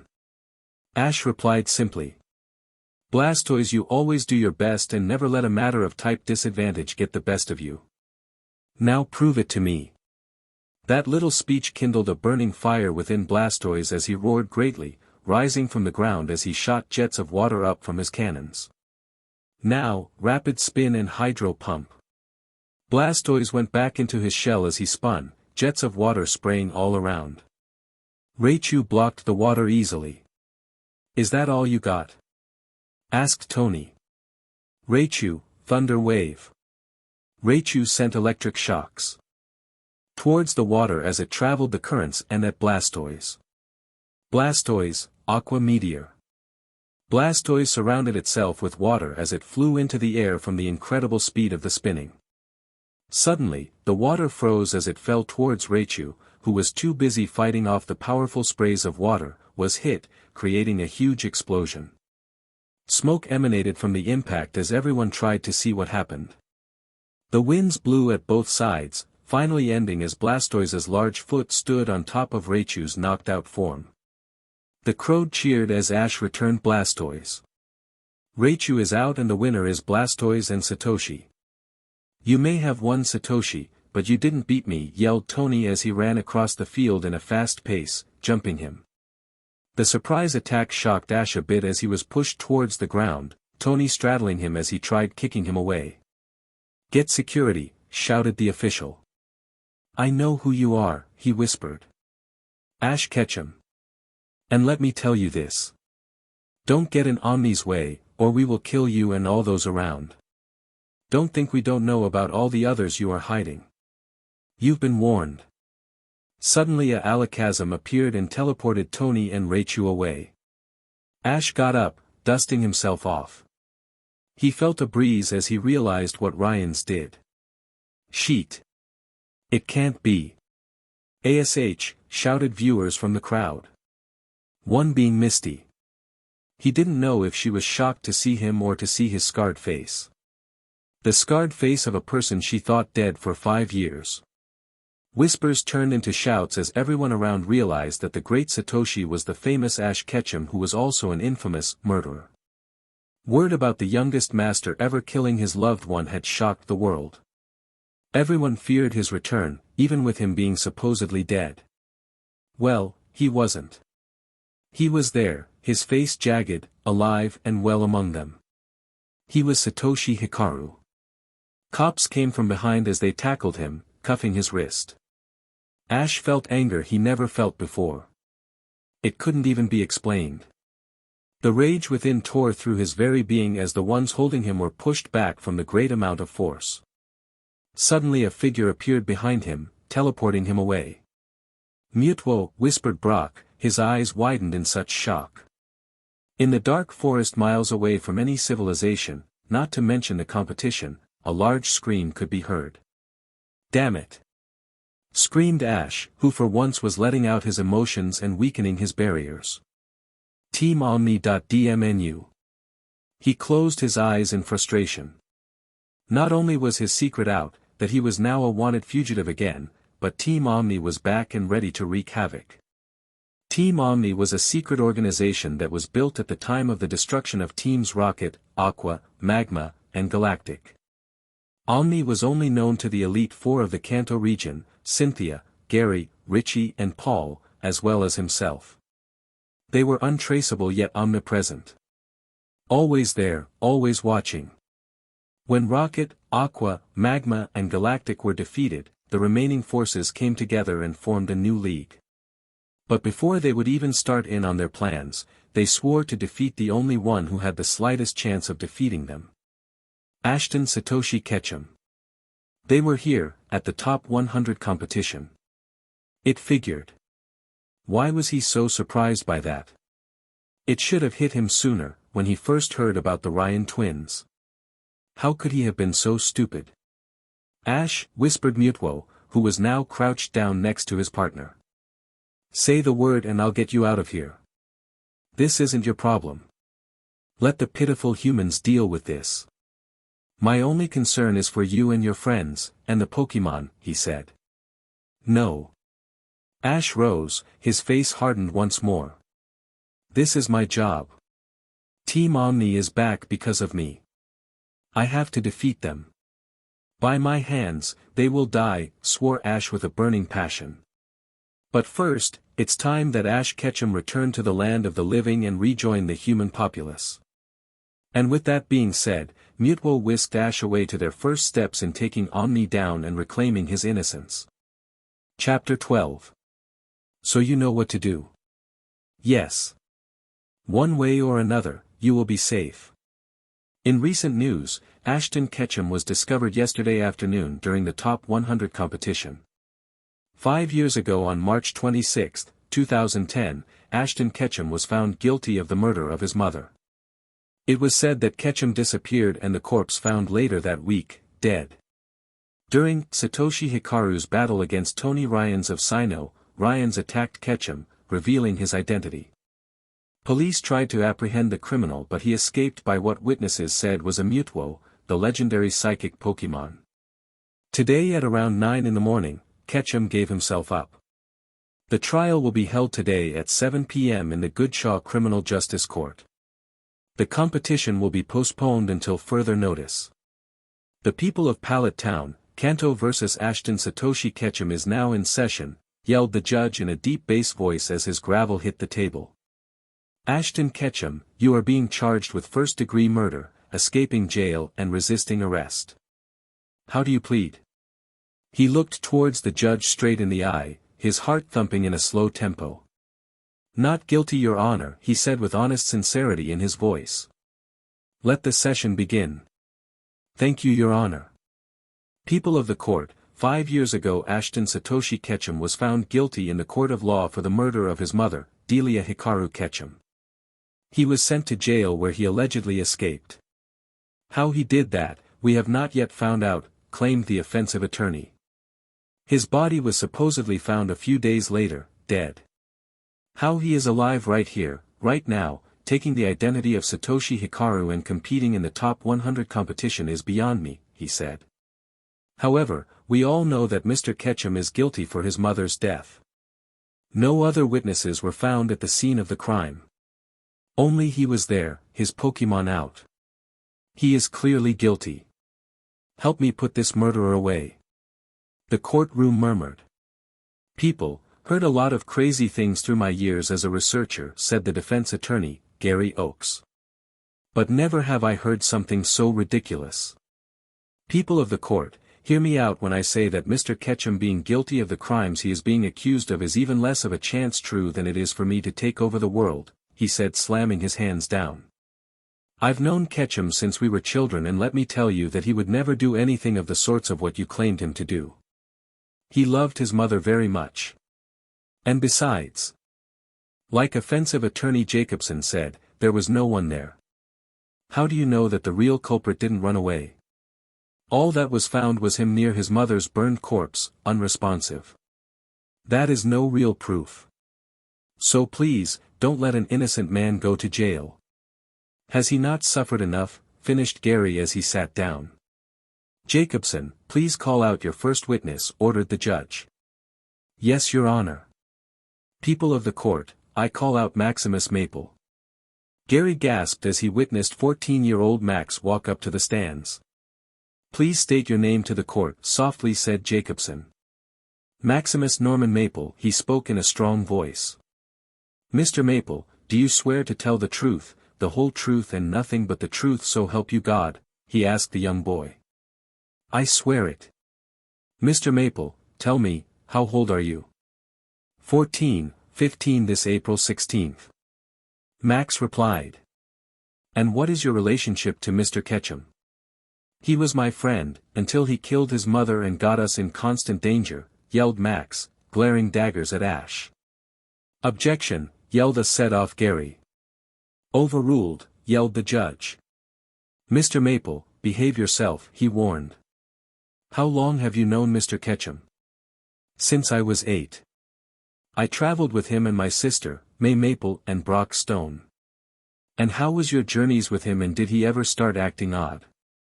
Jacobson asked. He was a great trainer but had anger issues. When he lost to Paul during the Sino League, he went berserk. Max flailed his arms for emphasis. We tried to contain him, but it was no use. We thought leaving him alone would do him good, but apparently it was the stupidest move we could have ever made. Thank you, Mr. Maple, that is all. Gary stood up for the cross-examination. It says here from our records that when you found Mr. Ketchum being taken away, he called out to you in a desperate plea that he was innocent. Why not believe him? If you were as great friends as you say, then shouldn't you have heard him out? He asked coolly. Because I know he's guilty. My dad told me so, he yelled in exasperation, as if that was a good enough reason to believe.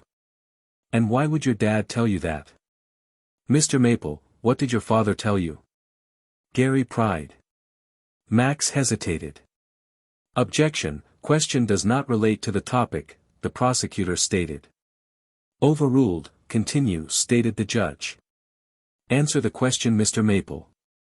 He just did, he fidgeted in his seat a bit.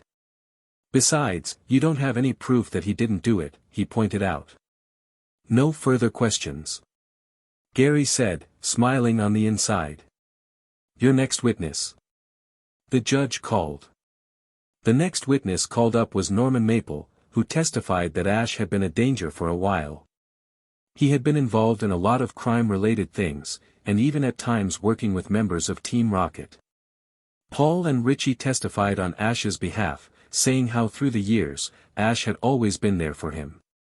Paul even said that it was Ash that helped set him on the right path. But many didn't really agree to that statement. We call Ashton Ketchum to the stands. After taking the oath, the questioning began. For the past 5 years, no one knew where you have been. Enlighten us on the missing pieces, sneered the prosecutor. Ash sighed.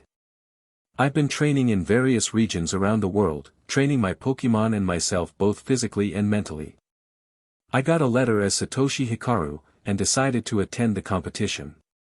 So you admit to running away from the law and thus breaking it? No, for I was never guilty. I never got a fair trail and was guilty from the minute the police came. And what happened on that day of April 2nd? I was returning home. I admit I was a distant after the loss from Paul, but when I got home, my house was on fire and with it my mother. I called out my water Pokemon and tried to put it out but was ambushed. By who? Team Rocket, Aqua, Magma and Galactic, he said, earning a gasp. The people haven't seen those gangs in over 4 years. They were not spoken of for they were gone, never to return. That's impossible. Those teams disappeared years ago. People of the court, let me ask, why would the 4 most notorious criminals was to attack just Ketchum? Surely there are other enemies of them. This proves that Ketchum killed his mother, all those years ago. The questioning went on for a few more hours. Questions were being thrown at Ash left and right. He answered them all truthfully. He spoke of the horrors that he faced in the past. How he defeated Team Rocket many times, foiling their plans. That now, they were after his blood. Finally, the decision had been made. We find the defendant, Ashton Ketchum, guilty of first-degree murder and guilty for running from the law. Ash closed his eyes, sighing. Because you were found guilty, stated the judge. You will be serving a 60-year sentence, no chance of parole. The judge hit his gravel and his words became law. I'm sorry. But I can't allow that to happen, said an ominous voice from afar. A fierce wind blew everyone away, knocking away chairs and cutting the lights. A pair of blue eyes glowed in the darkness as Ash, along with Gary, Paul, and Richie glowed blue as they disappeared right from their eyes, leaving the courtroom stunned. Find him, shouted the judge as chaos ran the room. The hunt is on for 21-year-old Ashton Ketchum, who has once again disappeared from the law. I always knew he was a coward, sneered 14 Maximus Maple, past friend of the once youngest Pokemon Master. If you are listening to this Ketchum, know that your head is mine. Any information about Ketchum's whereabouts, please call your local authorities immediately. He is known to be powerful and violent. Do not approach him or challenge him. More news about the chase for Ketchum will soon follow. Team Omni is back and it's time to defeat them, once and for all. Chapter 13. Ash awoke to a dark scenery. He blinked twice before his eyes were adjusted to the lack of lighting. They're back, stated an ominous voice, dark and sullen. I know. Ash stated back. You know what you have to do, he stated, his body hidden in the darkness. I know, he spat bitterly. He didn't like the idea but he knew that if he didn't, no one would. They'll be safe. I promise. I know that you will do your job. But it's not them I am worried about. Team Omni's forces are growing. Tony Ryan was one of the newest recruits. Are you sure you can handle the big guys? How do you know that I used all of mine? He laughed darkly. Don't worry. They'll be safe. Good luck, Ash. And you, Arceus. Ash was whisked away and back to society. The tournament had been postponed until he was caught. But Ash didn't really care. He was on a mission now, one he hated, but a mission nonetheless. He knew who Team Omni was targeting and as much as he hated them, he couldn't let Innocence get killed. So that was why he was here, standing on the roof of his ex-friend's house. Inside he could feel the auras of Misty, Brock, May, Max, Dawn, Paul, Richie and Gary. So, where you think Ketchum escaped to? Asked a sneer from what he recognized as Max. The rest sighed. It seemed he asked that question before. Max, he'll be caught soon enough and put into jail. Give it a rest, groaned Brock. He shouldn't go to jail started Paul. You're right, he shouldn't go to jail. He should be put to death, snarled Max. A large smack could be heard. Shut it you piece of shit, yelled Paul along with another hit. What happened to you guys? You used to be Ash's best friends, asked a frustrated Richie. What happened to us? The real question is what happened to you, screamed Brock. Why are you defending a murderer? He's not. I can't believe that he used to like guys like you. You used to be his best friends. Brock, you were a brother to him. What changed? Gary barked. We didn't change, he did. And don't start pointing fingers at us. What about you, Paul? When did you start liking Ketchum? Did the son of a beach suddenly grow a heart, or just like Ash because he's bad to the bone like you? I admit, I hated Ketchum, but he proved me wrong. At least I never lied about how I felt, he sneered back at his friend's betrayers. Ash smiled from afar. He was proud of Paul and how he handled his emotions and happy to know how Paul truly felt about him. It wasn't as if he had doubts that he didn't like him, but sometimes he wondered just how exactly he thought of him. It took a lot of time for Paul to grow in their relationship, even after saving him from his Ursaring. It took even longer for his Pokémon to trust him, but after a few years both himself and Paul's Pokémon respected the new Paul. Yeah, you just belittled him.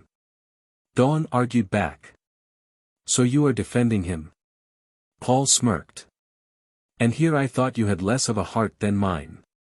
I don't care for him. I cared for the old Ash, this is the new one and I hate it. I hated him ever since he murdered his mom. Ash winced. He knew that they felt that way, but it still hurt a bit to hear it. He is the same Ash. Richie yelled. He may be colder, but he's the same Ash. He loves his Pokémon and he loves his friends, his true friends, he quickly added.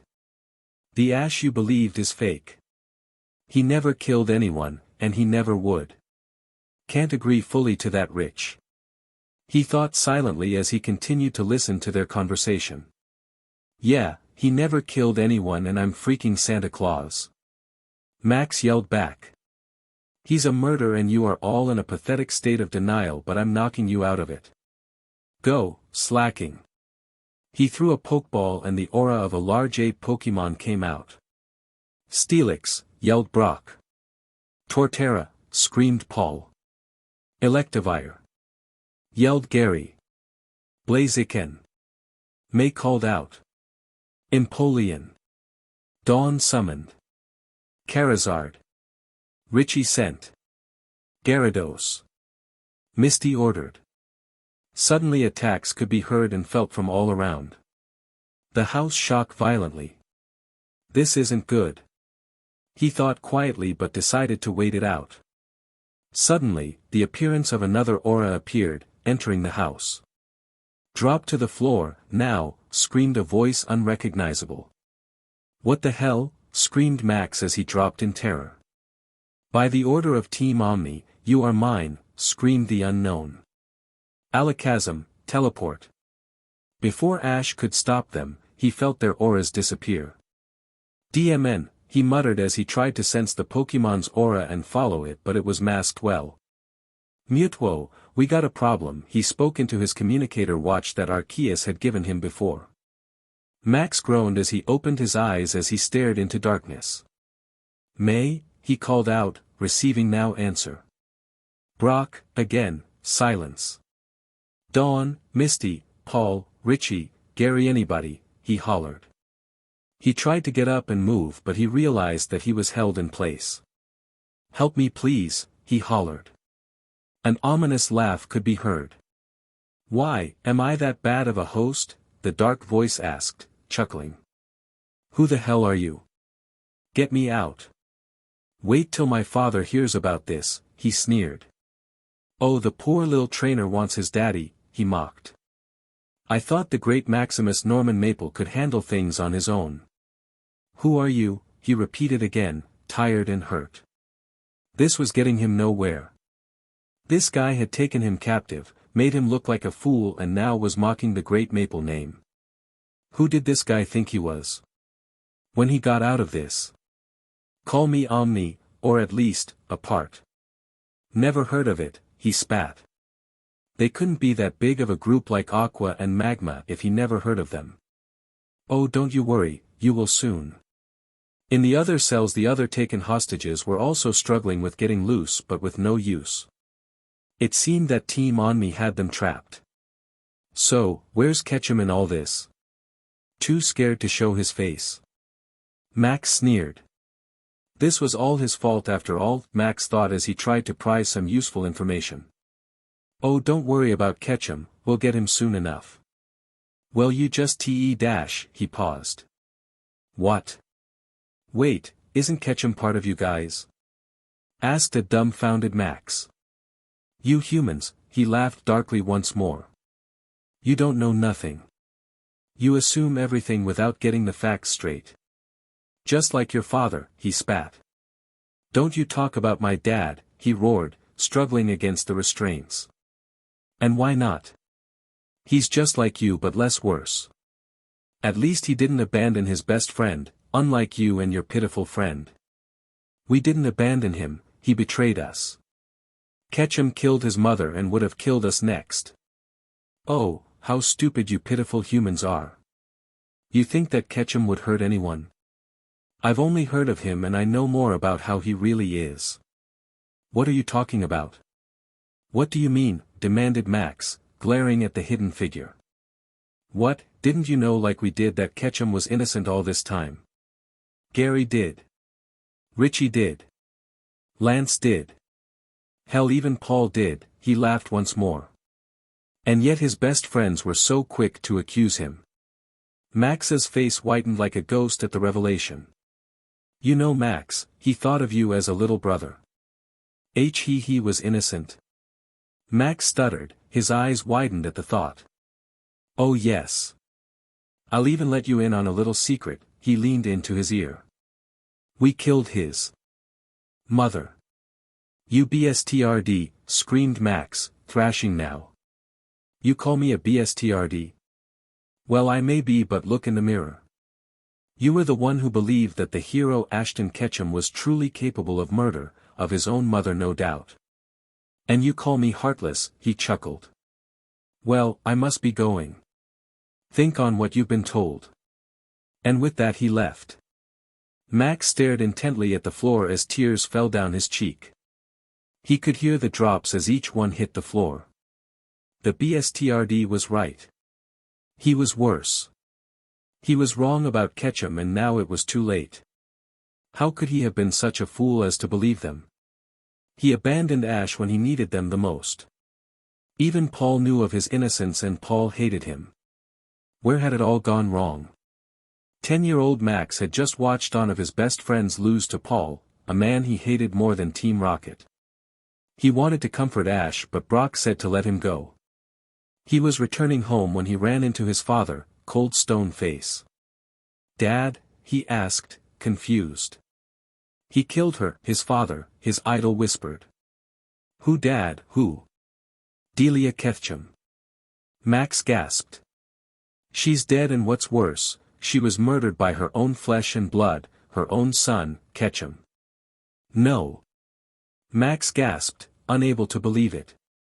It's true, son, I'm sorry. I can't believe it, whispered Max. How could his big brother be a murderer? Then again, when he thought of it, it added up. The way Ketchum was acting was just too weird. There's more. His dad spoke after a long silence between the two. He killed Grandpa Joe. Max raised his eyebrows in confusion. Who? My stepbrother's father, his dad explained. I had a stepbrother. We don't keep in touch but still, Ash will not go unpunished. Are you with me? Yes, growled Max with conviction. Why would his father lie anyways? Later that day he saw Ash as he was being pulled away. Please believe me. He pleaded but Max turned his back on him. He was right, I am a bstrd. Max, for the first time in 5 years, shed tears for Ash. Chapter 14. Ash sighed deeply as he exited the meeting he had recently with Lance the Dragon Master, leader of the Elite Four and leader of the Elite Pokemon Rangers. Damn it. What do I do, Lance? Asked Ash in a frustrated voice. People I love are being tortured by them. And what's worse, I let them get them, he growled, them being Team Omni and the other being his friends. He could care the less for the others. Don't worry. We've got our best men tracking them, they'll be fine, he promised. So that what you think they want them for? Experimenting, of course, what else? Scoffed Ash. I know they plan to use them in their sick plans that I've got to stop them. We'll find Dash. Lance's phone beeped red. He clicked it. Yes. Lance, they're at the old abandoned warehouse in Salt Lake City, half a mile underground, spoke the person on the other line. Lance nodded towards Ash as he took off, calling out his salamander. He was currently heading towards Salt Lake. He knew that the area was home to numerous of missing people lately. The League Rangers had been searching the place for a while now, believing that Team Omni was residing there. They were right. Ash hurried quickly, 1 mile away from the intended area, as to not our suspicion, and called out his Infernape, who quickly dug a hole underground the warehouse and up, into a storage closet of the warehouse.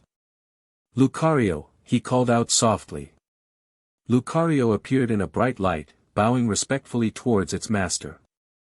Lucario, can you sense them? He asked. Lucario closed his eyes as his palm glowed a faint blue as he concentrated on finding them. Yes, master. Outside this room, turn right and continue down the hall and turn left on the third.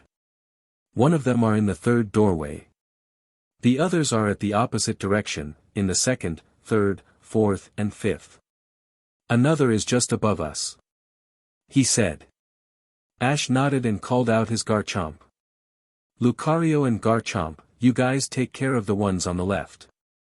Speak to me when you find them. Take out all those that oppose you in any means necessary to complete your mission. Pikachu, you come with me. They nodded and went their own way. Ash and Pikachu quickly tracked down the familiar aura, avoiding auras that were not. Finally they came to the door Lucario spoke of. There were 2 Omni grunts guarding it. Jengar, he called out quietly. Hypnosis. Jengar started waving its arms around, its eyes glowing blue, as it chanted its name. Suddenly, the men fell to the floor, asleep. Now, use illusion. Make it seem as if the guards are still guarding, he ordered as Jengar put a spell in the room. Ash pressed his ear to the metal door, trying to see if he could hear anything or not. Pikachu, he asked, wondering if he could hear. Pika Pika, Pikachu sighed, shaking his head. Thunder punch on the door. Ash ordered. Pikachu back up, its fists surrounded in electricity. It punched the door, sending a thunderous crack around them. Ash checked the aura signals, seeing if they changed, but didn't. Good, nobody heard. He thought. He looked at the door, but had not one scratch on it. DMN.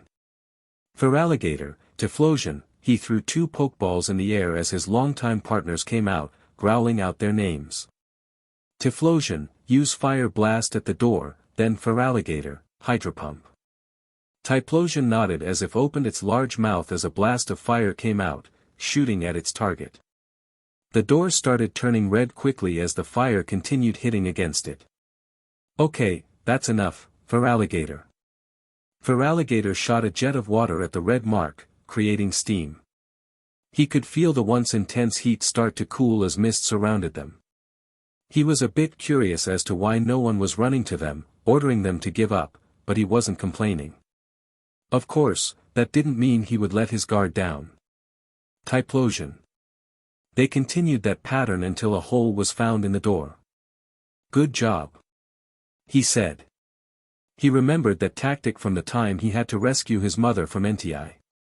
He had perfected it so they could penetrate almost anything. He returned them and went inside. There, he could sense the aura of Richie. He was at the far end of the room, chained to the wall. Ash rushed to him, ordering Pikachu to iron tail it carefully. It broke off easily. Rich, you okay, man? He asked. Richie looked into the eyes of Ash. Yeah, I'm fine. I knew you'd be here eventually. He said rather weakly. Did they do anything to you? He asked. No, they took my Pokemon obviously, but nothing else. But I don't know what happened to the others, he said with worry for his friends. Sceptile. He brought out. It bowed submissively. Protect Richie. I'll be back. I'll get your Pokemon back, he promised as he stood up to exit. Master, I've found the others. I took out the guards. What do you wish next? Asked Lucario. Who? Ash sent back. Gary, Brock, Misty, Dawn, May and Paul. Lucario replied. He thought to himself, that means only Max is left. Okay, keep an eye on them. I'm going to go get Max. I feel his aura above me. I'm sending Sizer to you. Guide him to where you are. He ordered as he sent his Sizer out, and he and Pikachu sought out the missing one. Pav. Pain. All he felt was pain. The burning. The throbs. Just kill me now. He thought as a small whimper came out. Crack. Another whimper. Whip. The continuous feeling of pain never left him. Every second of being here was torture for the young 13-year-old. He had no clue what was happening to him. He could only imagine the state he looked right now. No doubt would he look like a freak. And this was his entire fault. Ashton Satoshi Ketchum. I wish I never met him. Liar, a voice spoke. He sighed. I know. He knew that he had no one to blame but himself. They told him that Ash was innocent. That he had helped put an innocent man in jail. Why? He wondered. Why had he been so stupid as to believe his dad? Why would his dad lie to him? It made no sense. Why did he want him to hate Ketchum, and why had he fallen for it?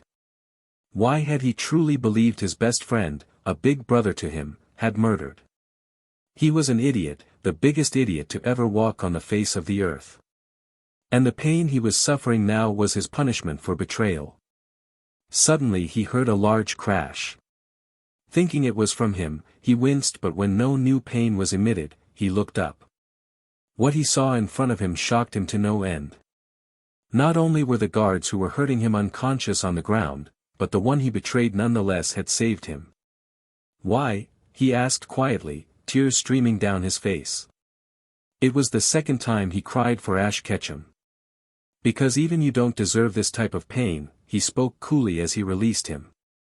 He then lifted Max's arm and cursed. What? Max asked alarmed. Later. We need to get you out of here. Ash spoke. He was then silent for a moment. Lucario's got the others. Let's go. He shouted as he lifted the exhausted Max into his arms. He was shocked that Ash could carry him with ease. A few moments later they were stopped by guards but were easily taken out with Pikachu, Typhlosion and Feraligatr. Ash bent down and grabbed one guard by the collar. Where are the Pokeballs? He growled. I need the SESCURI tai PPRI shown. The man stuttered. Ash threw him to the wall as he ran to where the guard said. He quickly found the others' Pokeballs, gathered them, and soon they were reunited with Lucario, who was holding Brock and Ash's other Pokemon as well as Misty and the others. Everyone all right? Asked Ash, who nodded towards his Pokemon as they went to help support the others. He quickly returned his Pokemon and summoned one in their place. Let's get out of here. Alakazam, teleport us to the elite. He ordered as they went away in a flash. Chapter 15. They arrived there as fast as they left. Former friends were surprised to see it out alive, more surprised to see that Ash had saved them. Why? They didn't know. But they were going to get answers one way or another. Ash called for poke medics where they healed wounds the gang had gotten. They were quiet as the doctors fixed up their injuries. Max was especially quiet. After an hour of being treated, they were finally released. Ash then led them to the elite halls. They entered the room. They were greeted by none other than Lance the Dragon Master. No one other than Ash, Richie, Gary and Paul had seen Lance for quite some time.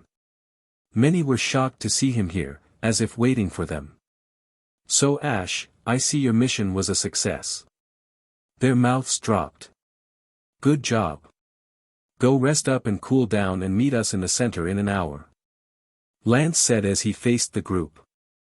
Ash nodded, recalled his alakazam, and turned, leaving the group as they began to ask questions. Ash, wait! Shouted Max, but Lance put a hand on his shoulder. Let him go. I can only imagine you have questions. Questions that I may or may not answer. Follow. He then turned as they followed him through the halls of the elite mansion. They walked in silence, taking the day's events in. Soon, they arrived in what seemed as the center, a common fancy-looking living room. It had multiple couches and chairs, enough to fit everyone comfortably. Lance nodded, allowing them to relax. Finally, the questions raised. Where are we? The first question coming from Brock. You Mr. Stone are in the home of the elite, where the elite four of every region resides in. The only non-elites are those who beat all elites. Other than that, some of you guys are the first non-elite winners to walk the walls of this mansion. Lance shook his head at the dumbfounded faces of Brock, Misty, May, Max and Dawn. Paul, Gary, Richie, welcome back. He greeted kindly as he shook each of their hands. Wait, they've been here before. Gasped Misty as she glared at Paul's smug look. Jealous princess. Sneered Paul. Why you little piece of sh. Quiet. Interrupted Lance. Stop bickering. Reed chill, Ms. Waterflower, do not insult my friend here. You are being privileged enough in being here. Don't make me regret inviting you in, he warned as the group settled. Where's Ketchum? Was the next question by May. None of your concern, but he's freshening up after rescuing you lot. You sure it's safe to leave him alone? Asked Brock with a tint of anger. He didn't trust Ketchum alone, not one bit. If he'd been able to escape the police for years, then he'd be able to do it again. It still hurt him deeply that his former brother had fallen down the path of darkness. Ash had been his best friend for so many years, and to find out that he had killed his mother and countless others cut him to the core. He didn't believe it at first. He refused to believe it. Ash had been there for him for so long, he couldn't ever see Ash doing anything remotely dark. But the evidence was piled on him and not even he could deny the truth. Ash was a murderer. You just worry about your own Mr. Stone. Lance said harshly. Why are you defending him? Screamed May, pointing her finger towards Lance. Because he's innocent. Max spoke for the first time. Max had held his tongue and dared not say anything up until this moment. He just couldn't sit around letting people talk bad about Ash when he knew that Ash innocent. The pang he felt when he learned from the enemy that he not only turned his back on his brother, but he had also helped put an innocent man in jail and later live in fear. He knew that defending Ash at that moment would forever change his life. Whether it did more harm or good, he knew that he did the right thing. What? Gasped everyone in the room, some out of surprise and others out of shock that he had defended Ash. He's innocent, he repeated. A PRGNN pause was followed. Finally, Dawn spoke. Impossible. She just couldn't and wouldn't believe such a thing. No, you're wrong. I was wrong. Each and every one of you, besides them, he pointed to Ash's friends, were wrong. Ash didn't kill his mother. Tears streaked across his face as he admitted the truth. He now felt the pain of guilt that he should be feeling for all the wrongs he had committed, from not believing him in the first place to selling out his best friend, he was feeling it all. The gasps in the room cut the string of calmality. What? They barked. What are you talking about, Max? Did you get hit in the brain? Are you FNG insane? How can you defend him like this? He killed his mother. QUAT. The group fell silent to Lance's shout and more silent as they heard footsteps from behind. They turned to see Pikachu walking up to them, followed by another. This person was covered in a filthy cloak. All eyes fell upon the mysterious stranger. It wasn't Ash, that was for certain, but they all felt like they met him before. Mewtwo, welcome. The silence was deafening. Humans. The cloned legendary Pokemon replied.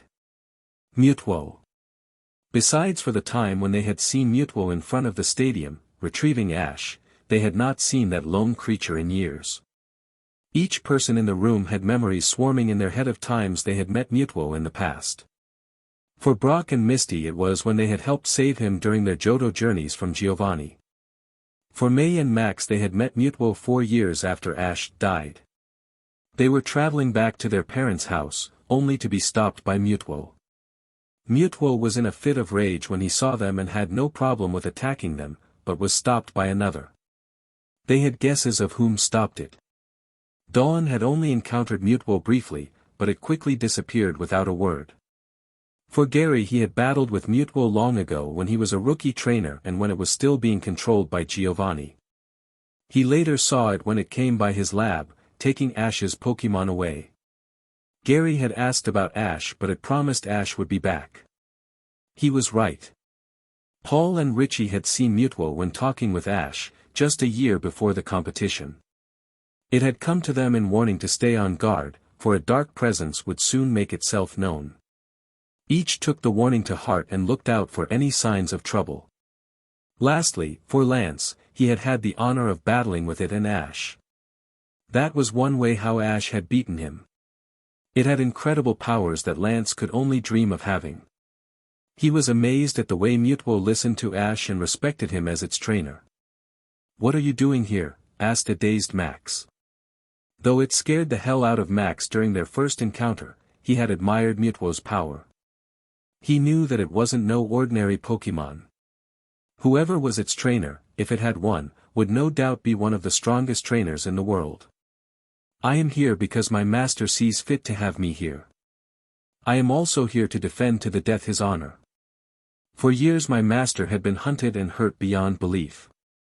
And now I am here to get rid of the cause." He raised his paw, his eyes turning a bright blue as Max, May, Misty, Brock and Dawn all levitated into the air. They screamed in terror as they struggled to get down. "Mewtwo, stop," shouted Lance, but Mewtwo used its power to push him aside. "Pika Pika." Pikachu argued towards the Dragon Master. He believed that they deserved the pain that his best friend faced for all those years. Mewtwo seemed to agree with him. "Do not interfere, human. My master has great respect for you, but I will not tolerate anyone getting in my way." "Release them," called a fierce stony cold voice from behind. Mewtwo turned to see his master glaring at him. He nodded towards him once more as Mewtwo sighed, his eyes returning to its original black color as he let them down with a poof. "Ow!" whined May as they struggled to get up. They turned to see Pikachu running to the man as he picked his Pokemon up, rubbing his head. "Ash," they gasped. He was the master of Mewtwo. Ash retreated to his room to relax. He took off his cloak and clothes and stepped into the scorching hot water, letting it relax his tensed muscles. As he washed himself, he allowed himself to be drowned in the memories that burdened him for years. The image of his mother's burned corpse, the looks of his friends as they believed he betrayed them, to training as hard as he could to prove to the world that he was the best. The memories of his time serving the elite, taking down Team Rocket, Galactic, Magma and Aqua and rescuing the legendary and watching the rise of Omni, and finally the memory of him rescuing his friends and former friends. And now, after all those accomplishments, memories, and sadness, for once in over 6 years he didn't know what to do next. He could always run away, but he knew that that was the coward's way out. He knew that eventually he would have to face his problems head on. "What do I do?" he hummed as he got out of the shower and put on his clothes once more. "Chosen One," spoke the voice of the Pokemon god, Arceus. "Arceus, what do you want?" "As you know, Omni is still on the rise. You may not like what I have to say next, but I will say it anyways. You need your friends, both past and present, to help you. That includes those that betrayed you. You need them all. I know." He spoke bitterly. "I just don't have to like it." Arceus laughed. "No, you don't. I shall leave now. But you know what to do." He left Ash to wallow in his thoughts. He knew that Arceus was right. If he was to defeat Omni, he would need everyone. He sighed as he made his way to the center. As he walked he could feel the aura of another.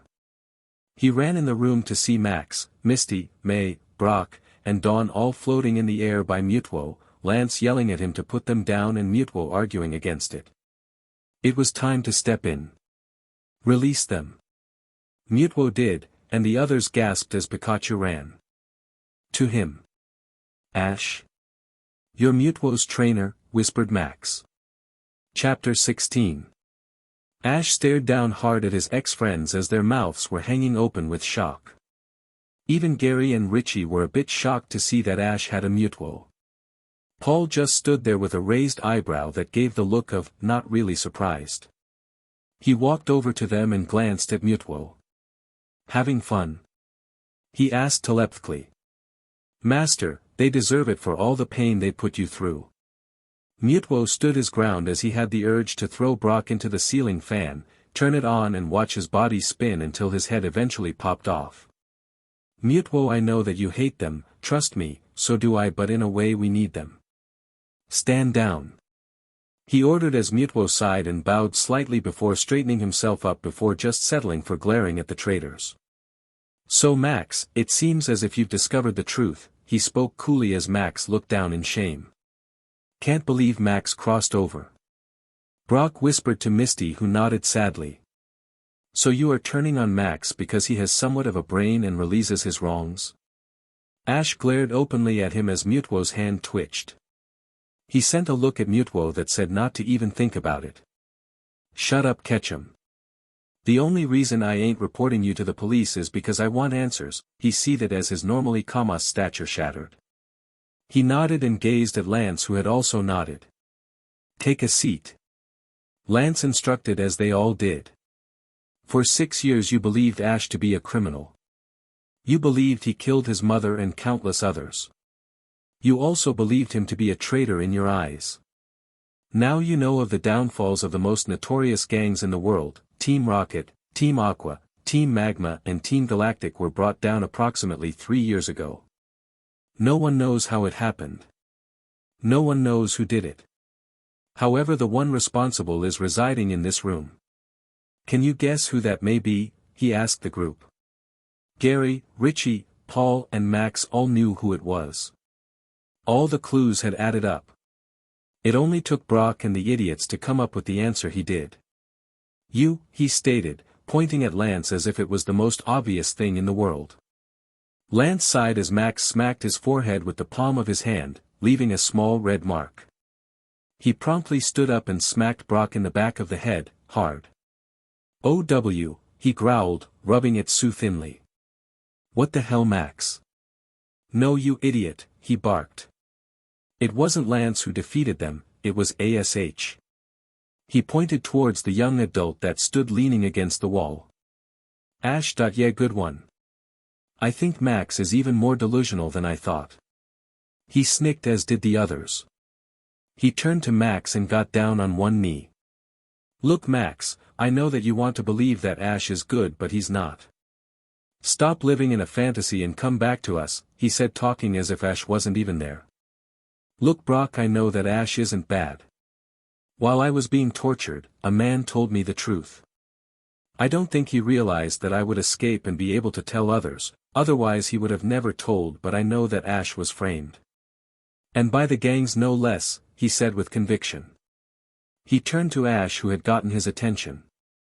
Look, Ash, I know that I hurt you and I know you can never forgive me nor trust me, but I truly am sorry and I'll do all that I can to help you with anything you need me to do, he promised as he sat back down.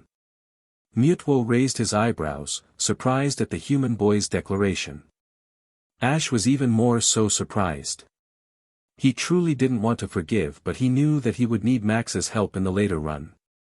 We'll see, he finally answered, and Max's face lit up a smidge. Impossible. Misty muttered in an unbelievable daze. When she had first found out that Ash had done what he had done, she couldn't believe it. She refused to. From the moment she fished him out of the river nearly 11 years ago, she had been in love. She loved his childish characteristics and what seemed to be his impossible dream of becoming the world's greatest Pokemon master. She was about to tell him, but she found out the horrible truth. Her sisters had talked to her when she still believed Ash to be innocent. They had told her that Ash visited that day and killed her Golduck, who had evolved from Psyduck, in a fit of rage. They even showed her the dead carcass. Tears brimmed Misty's eyes at the revelation. She had since then believed Ash was the murderer everyone had pointed him out to be. Her love for him, though did not go away, was hidden behind the hatred in her heart. Now learning the true truth, that Ash never did what he was said to have done, sadness and despair took the place of her hatred, and her love for Ash made its way through, but she knew that she was too late. Ash would never love her now. Carrying on. It was about a year after Ash had escaped. He was training in the tundra area when he got a distress call in his mind from Mewtwo. Everyone turned to Mewtwo, who had nodded. It was now his turn to speak. It was a cold night. I was residing on the Clone Island, named after cloned Pokemon. He turned to see Brock, remembering that said island.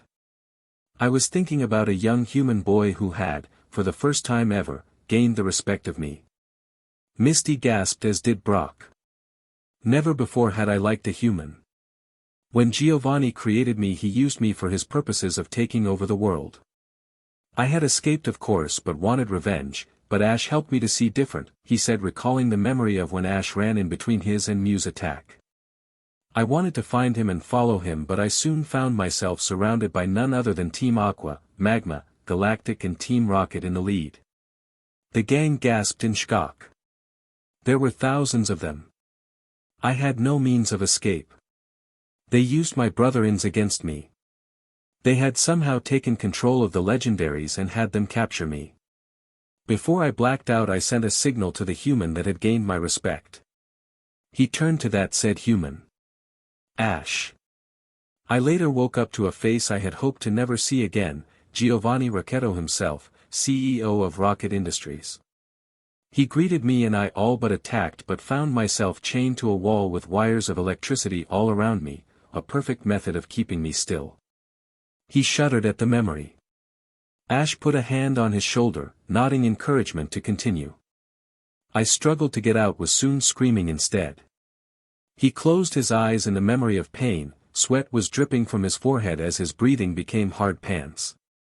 He had used 1,000 bolts of electricity on me. Everyone gasped at that. 1,000 bolts were strong enough to kill any human in Pokemon. Even Pikachu's strongest attack wasn't anywhere that strong. He then laughed, saying I shouldn't try that again, and left me. I then found myself surrounded by the legendary Pokemon, Guardians of the Earth. Even criminals had gotten better treatment than them, he said sadly. I was held there for weeks. They used me for experiments of all kind, getting my DNA and everything. They even tried to get me to evolve into a Mewtwo, as they called it. I believed that I was doomed there to all eternity. If they could capture the great god of Pokemon, Arceus himself, what hope did I have at escaping? He laughed bitterly. But I was proven wrong was again, this time though I was happy I was. Ash had saved me. The shocked looks of disbelief hit his vision from Brock, Misty, May and Dawn. But it was a great sacrifice for him. For he was almost killed in the process. Max whimpered in sadness and Brock grunted in disbelief. Ash for the first time ever took down his hood, followed by his robe, until he was standing in his boxers. The gasp from everyone, including his friends, grew. A scar ran down from his eye to the bottom left of his chin, but that was the least of the problem. Burns scarred the man's body from the legs down, and an even larger scar ran from his neck to his torso and down to his legs.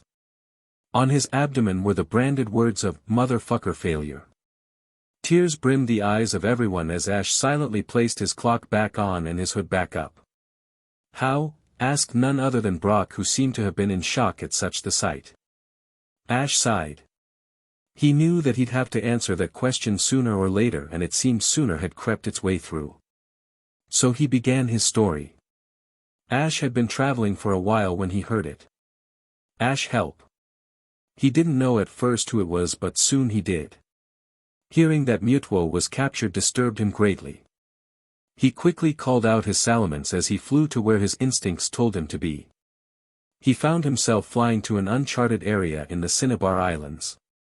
Just a mile away from the intended destination, he stopped to look around for any guards. He was surprised not to see any. It was like nothing was there. "Pikachu, can you sense anything?" he asked his partner of 7 years. Pikachu hopped off his shoulder and sniffed the ground, looking for clues. "Pika Pi, Pika Chu," he chewed as he pointed his head towards the ground.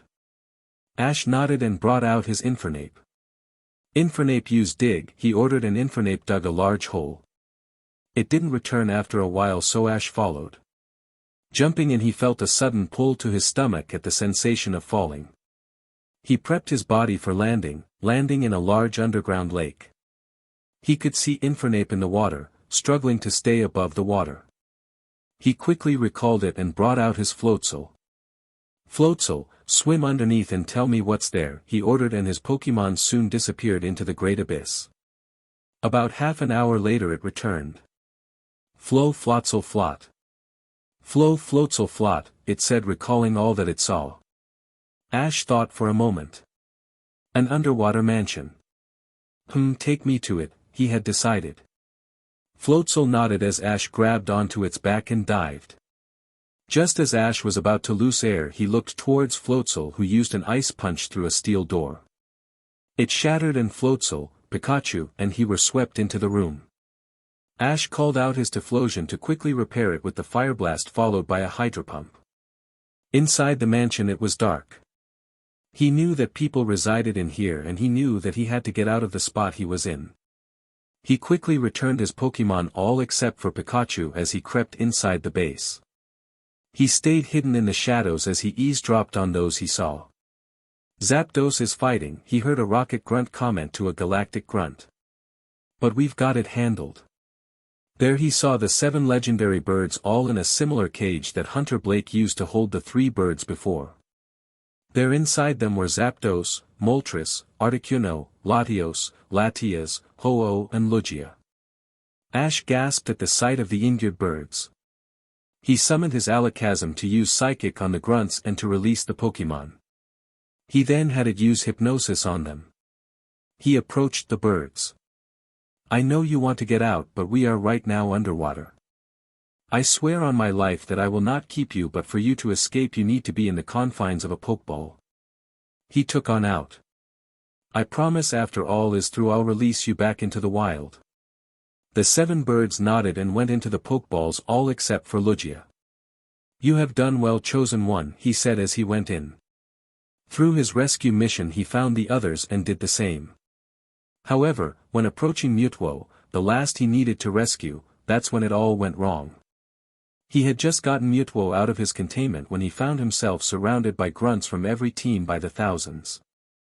Mewtwo was too weak to attack, so Ash relied on his own Pokémon to fight. However, there were just too many. "You've got to go," Ash told him as they neared the exit.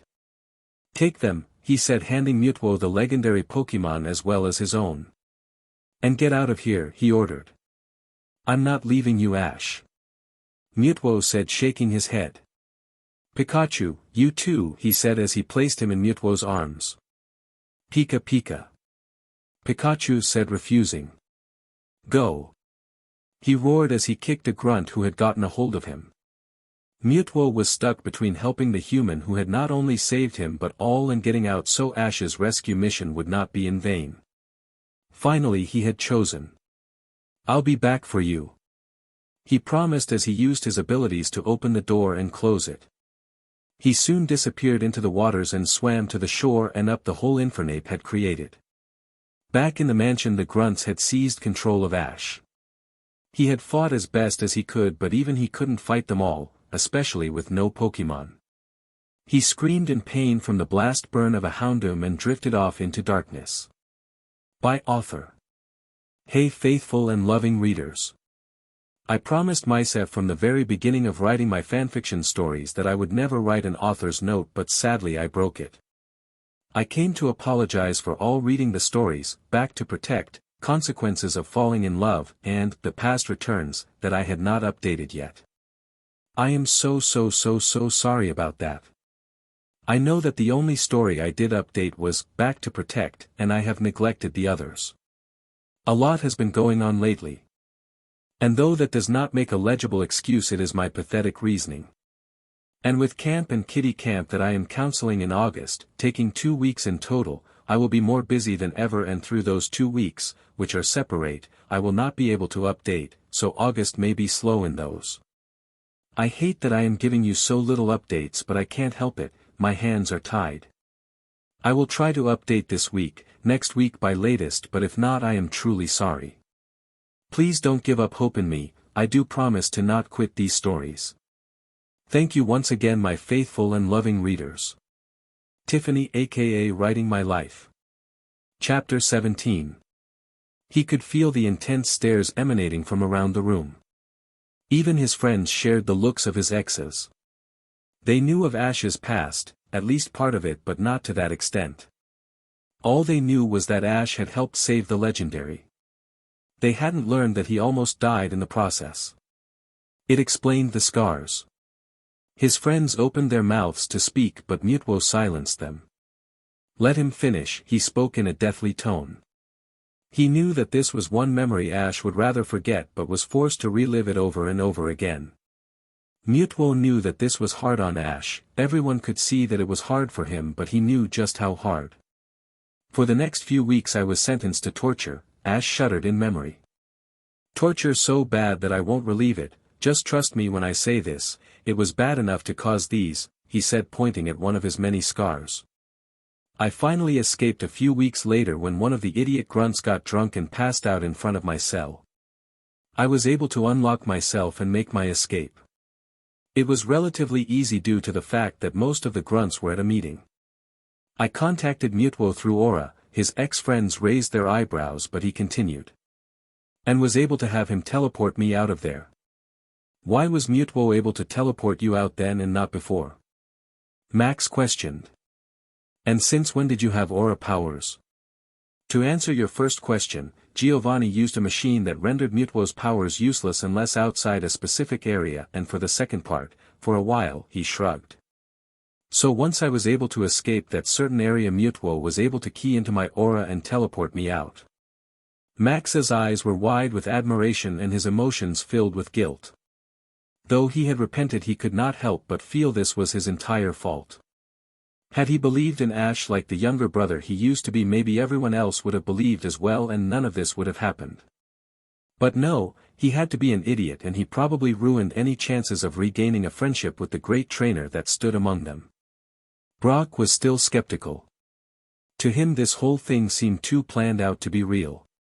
Throughout all of his life he had been the one to think things through, when not related topics of girls. Ash being taken and saving the entire legendary world, it seemed way too far-fetched. He'd never truly believe in his once best friend and adopted brother's innocence. Misty, like Max, was filled with guilt. It seemed her love for Ash would never be returned now. Paul just sneered at the others. They should be feeling guilty. They put his best mate in hell. Sure, Paul had made Ash's life hell, but he had never betrayed Ash like they did. He was keeping a close eye on them, Max especially. Gary shook his head. He had known most of the story, but he never knew to what extent Ash was put through. Now he did, and he couldn't help but feel remorse for his friend.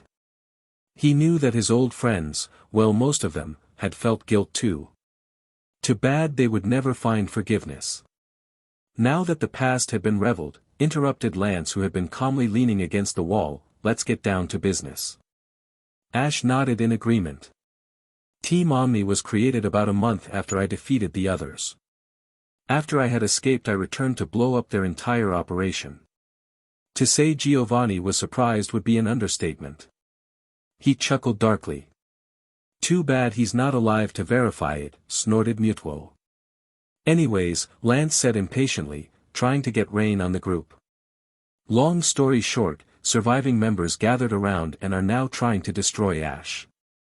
They've seemed to recruit a lot more numbers and are extremely powerful. Their main target seems to be the top 100 competition. If they win that, they get practically state that nothing can defeat them, especially if they defeated all of the champions, including Ash. He pointed towards the lone trainer. Brock had the audacity to comment. He's not that good, he muttered to Dawn.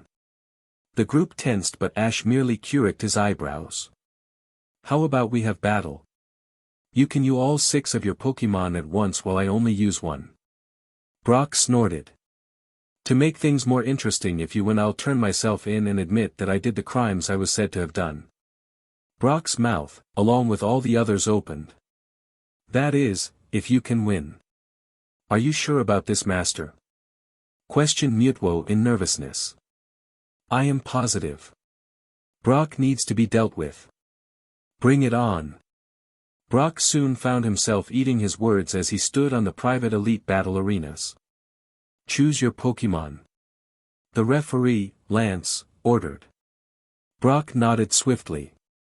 Sudowoodo, Steelix, Golem, Swampert, Crobat, and Rhydon, he sent out as they came out in a flash.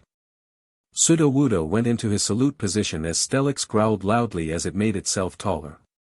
Golem got ready and Crobat went soaring into the air and Rhydon stomped at the ground. Let's show this traitor who a real hero is. You know what to do. Ash said as he called out one of his most trusted Pokemon. Tyranitar. It growled in anger towards Brock. It knew that Brock hurt its master and now he would pay. Begin. Golem use Roll Out, Rhydon use Iron Tail on Golem. Golem got into its curled formation as it started to spin as Rhydon swung its powered tail at the large rock. It came spiraling towards Tyranitar. Tyranitar, Metal Claw and Catch, then use Ice Fang. Tyranitar braced itself for impact and used its powerful claws to grab onto the body and catch it easily. It then bit hard on the body as it started to freeze. Steelix used Dig, Swampert used Mud Shot. Steelix created a large hole in the ground as Swampert began shooting mud at its foe. When Steelix came up right in front of Tyranitar, Ash ordered it to slam the frozen Golem onto the Steelix's head. Now use Seismic Toss. Tyranitar grabbed the end of the Steelix who had been stunned into the mud shots. That had been about to hit it. Steelix took the damage and crashed right into Swampert, both lay unconscious. Damn it. Brock growled. Sudowoodo used Rock Throws. Sudowoodo began throwing some nearby rocks. Crobat used Silver Wind and Sandstorm. Crobat began flailing his wings as dust and earth began forming tornadoes around Tyranitar. The rocks Sudowoodo threw were at the Sandstorm, causing the rocks to hit Tyranitar. Brace yourself. Ash ordered. Use Earthquake and then Thunder at the ground. Tyranitar began crumbling up the earth, causing the Sandstorm to be swiped up by the cracks in the ground. Thunder began forming around Tyranitar as it hit the earth hard, electrifying the ground and flowing towards Sudowoodo. Now use Water Pulse. Though Sudowoodo was a ground type and not affected by electric type moves, when it was wet and then electrified it did some powerful damage. And Ash's move was powerful indeed as it caused Sudowoodo to faint. Now only Rhydon and Crobat were left. Brock gritted his teeth in discomfort. He knew he was losing and he knew he was losing badly. But he would not give up. Tyranitar had to have a weakness. He would find it and finish Ketchum once and for all. Rhydon used Horn Drill into the air, Crobat used Sonic Boom. From the way the horn spiraled and the way the sonic hit it, the blast was able to amplify as it was sent on its course to Tyranitar. Tyranitar used Brick Break. Tyranitar swung its arm, cutting the wave blast in half. Now Dragon Claw to the ground. Tyranitar clawed at the earth as it sent large chunks of boulders at Rhydon, who was too slow to dodge. It fainted easily. Crobat, though much faster, had gotten injured by the rocks and now was falling.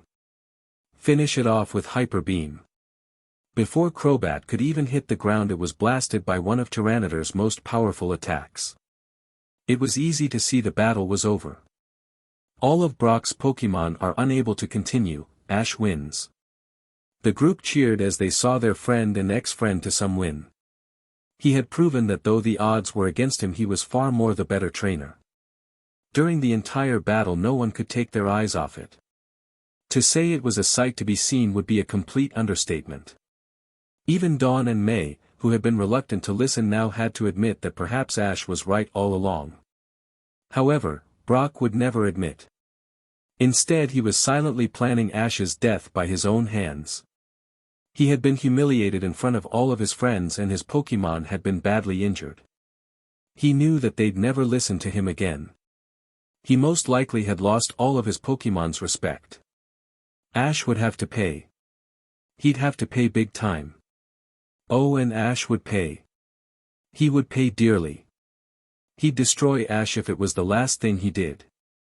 No one would ever cross Brock Harrison's slate again.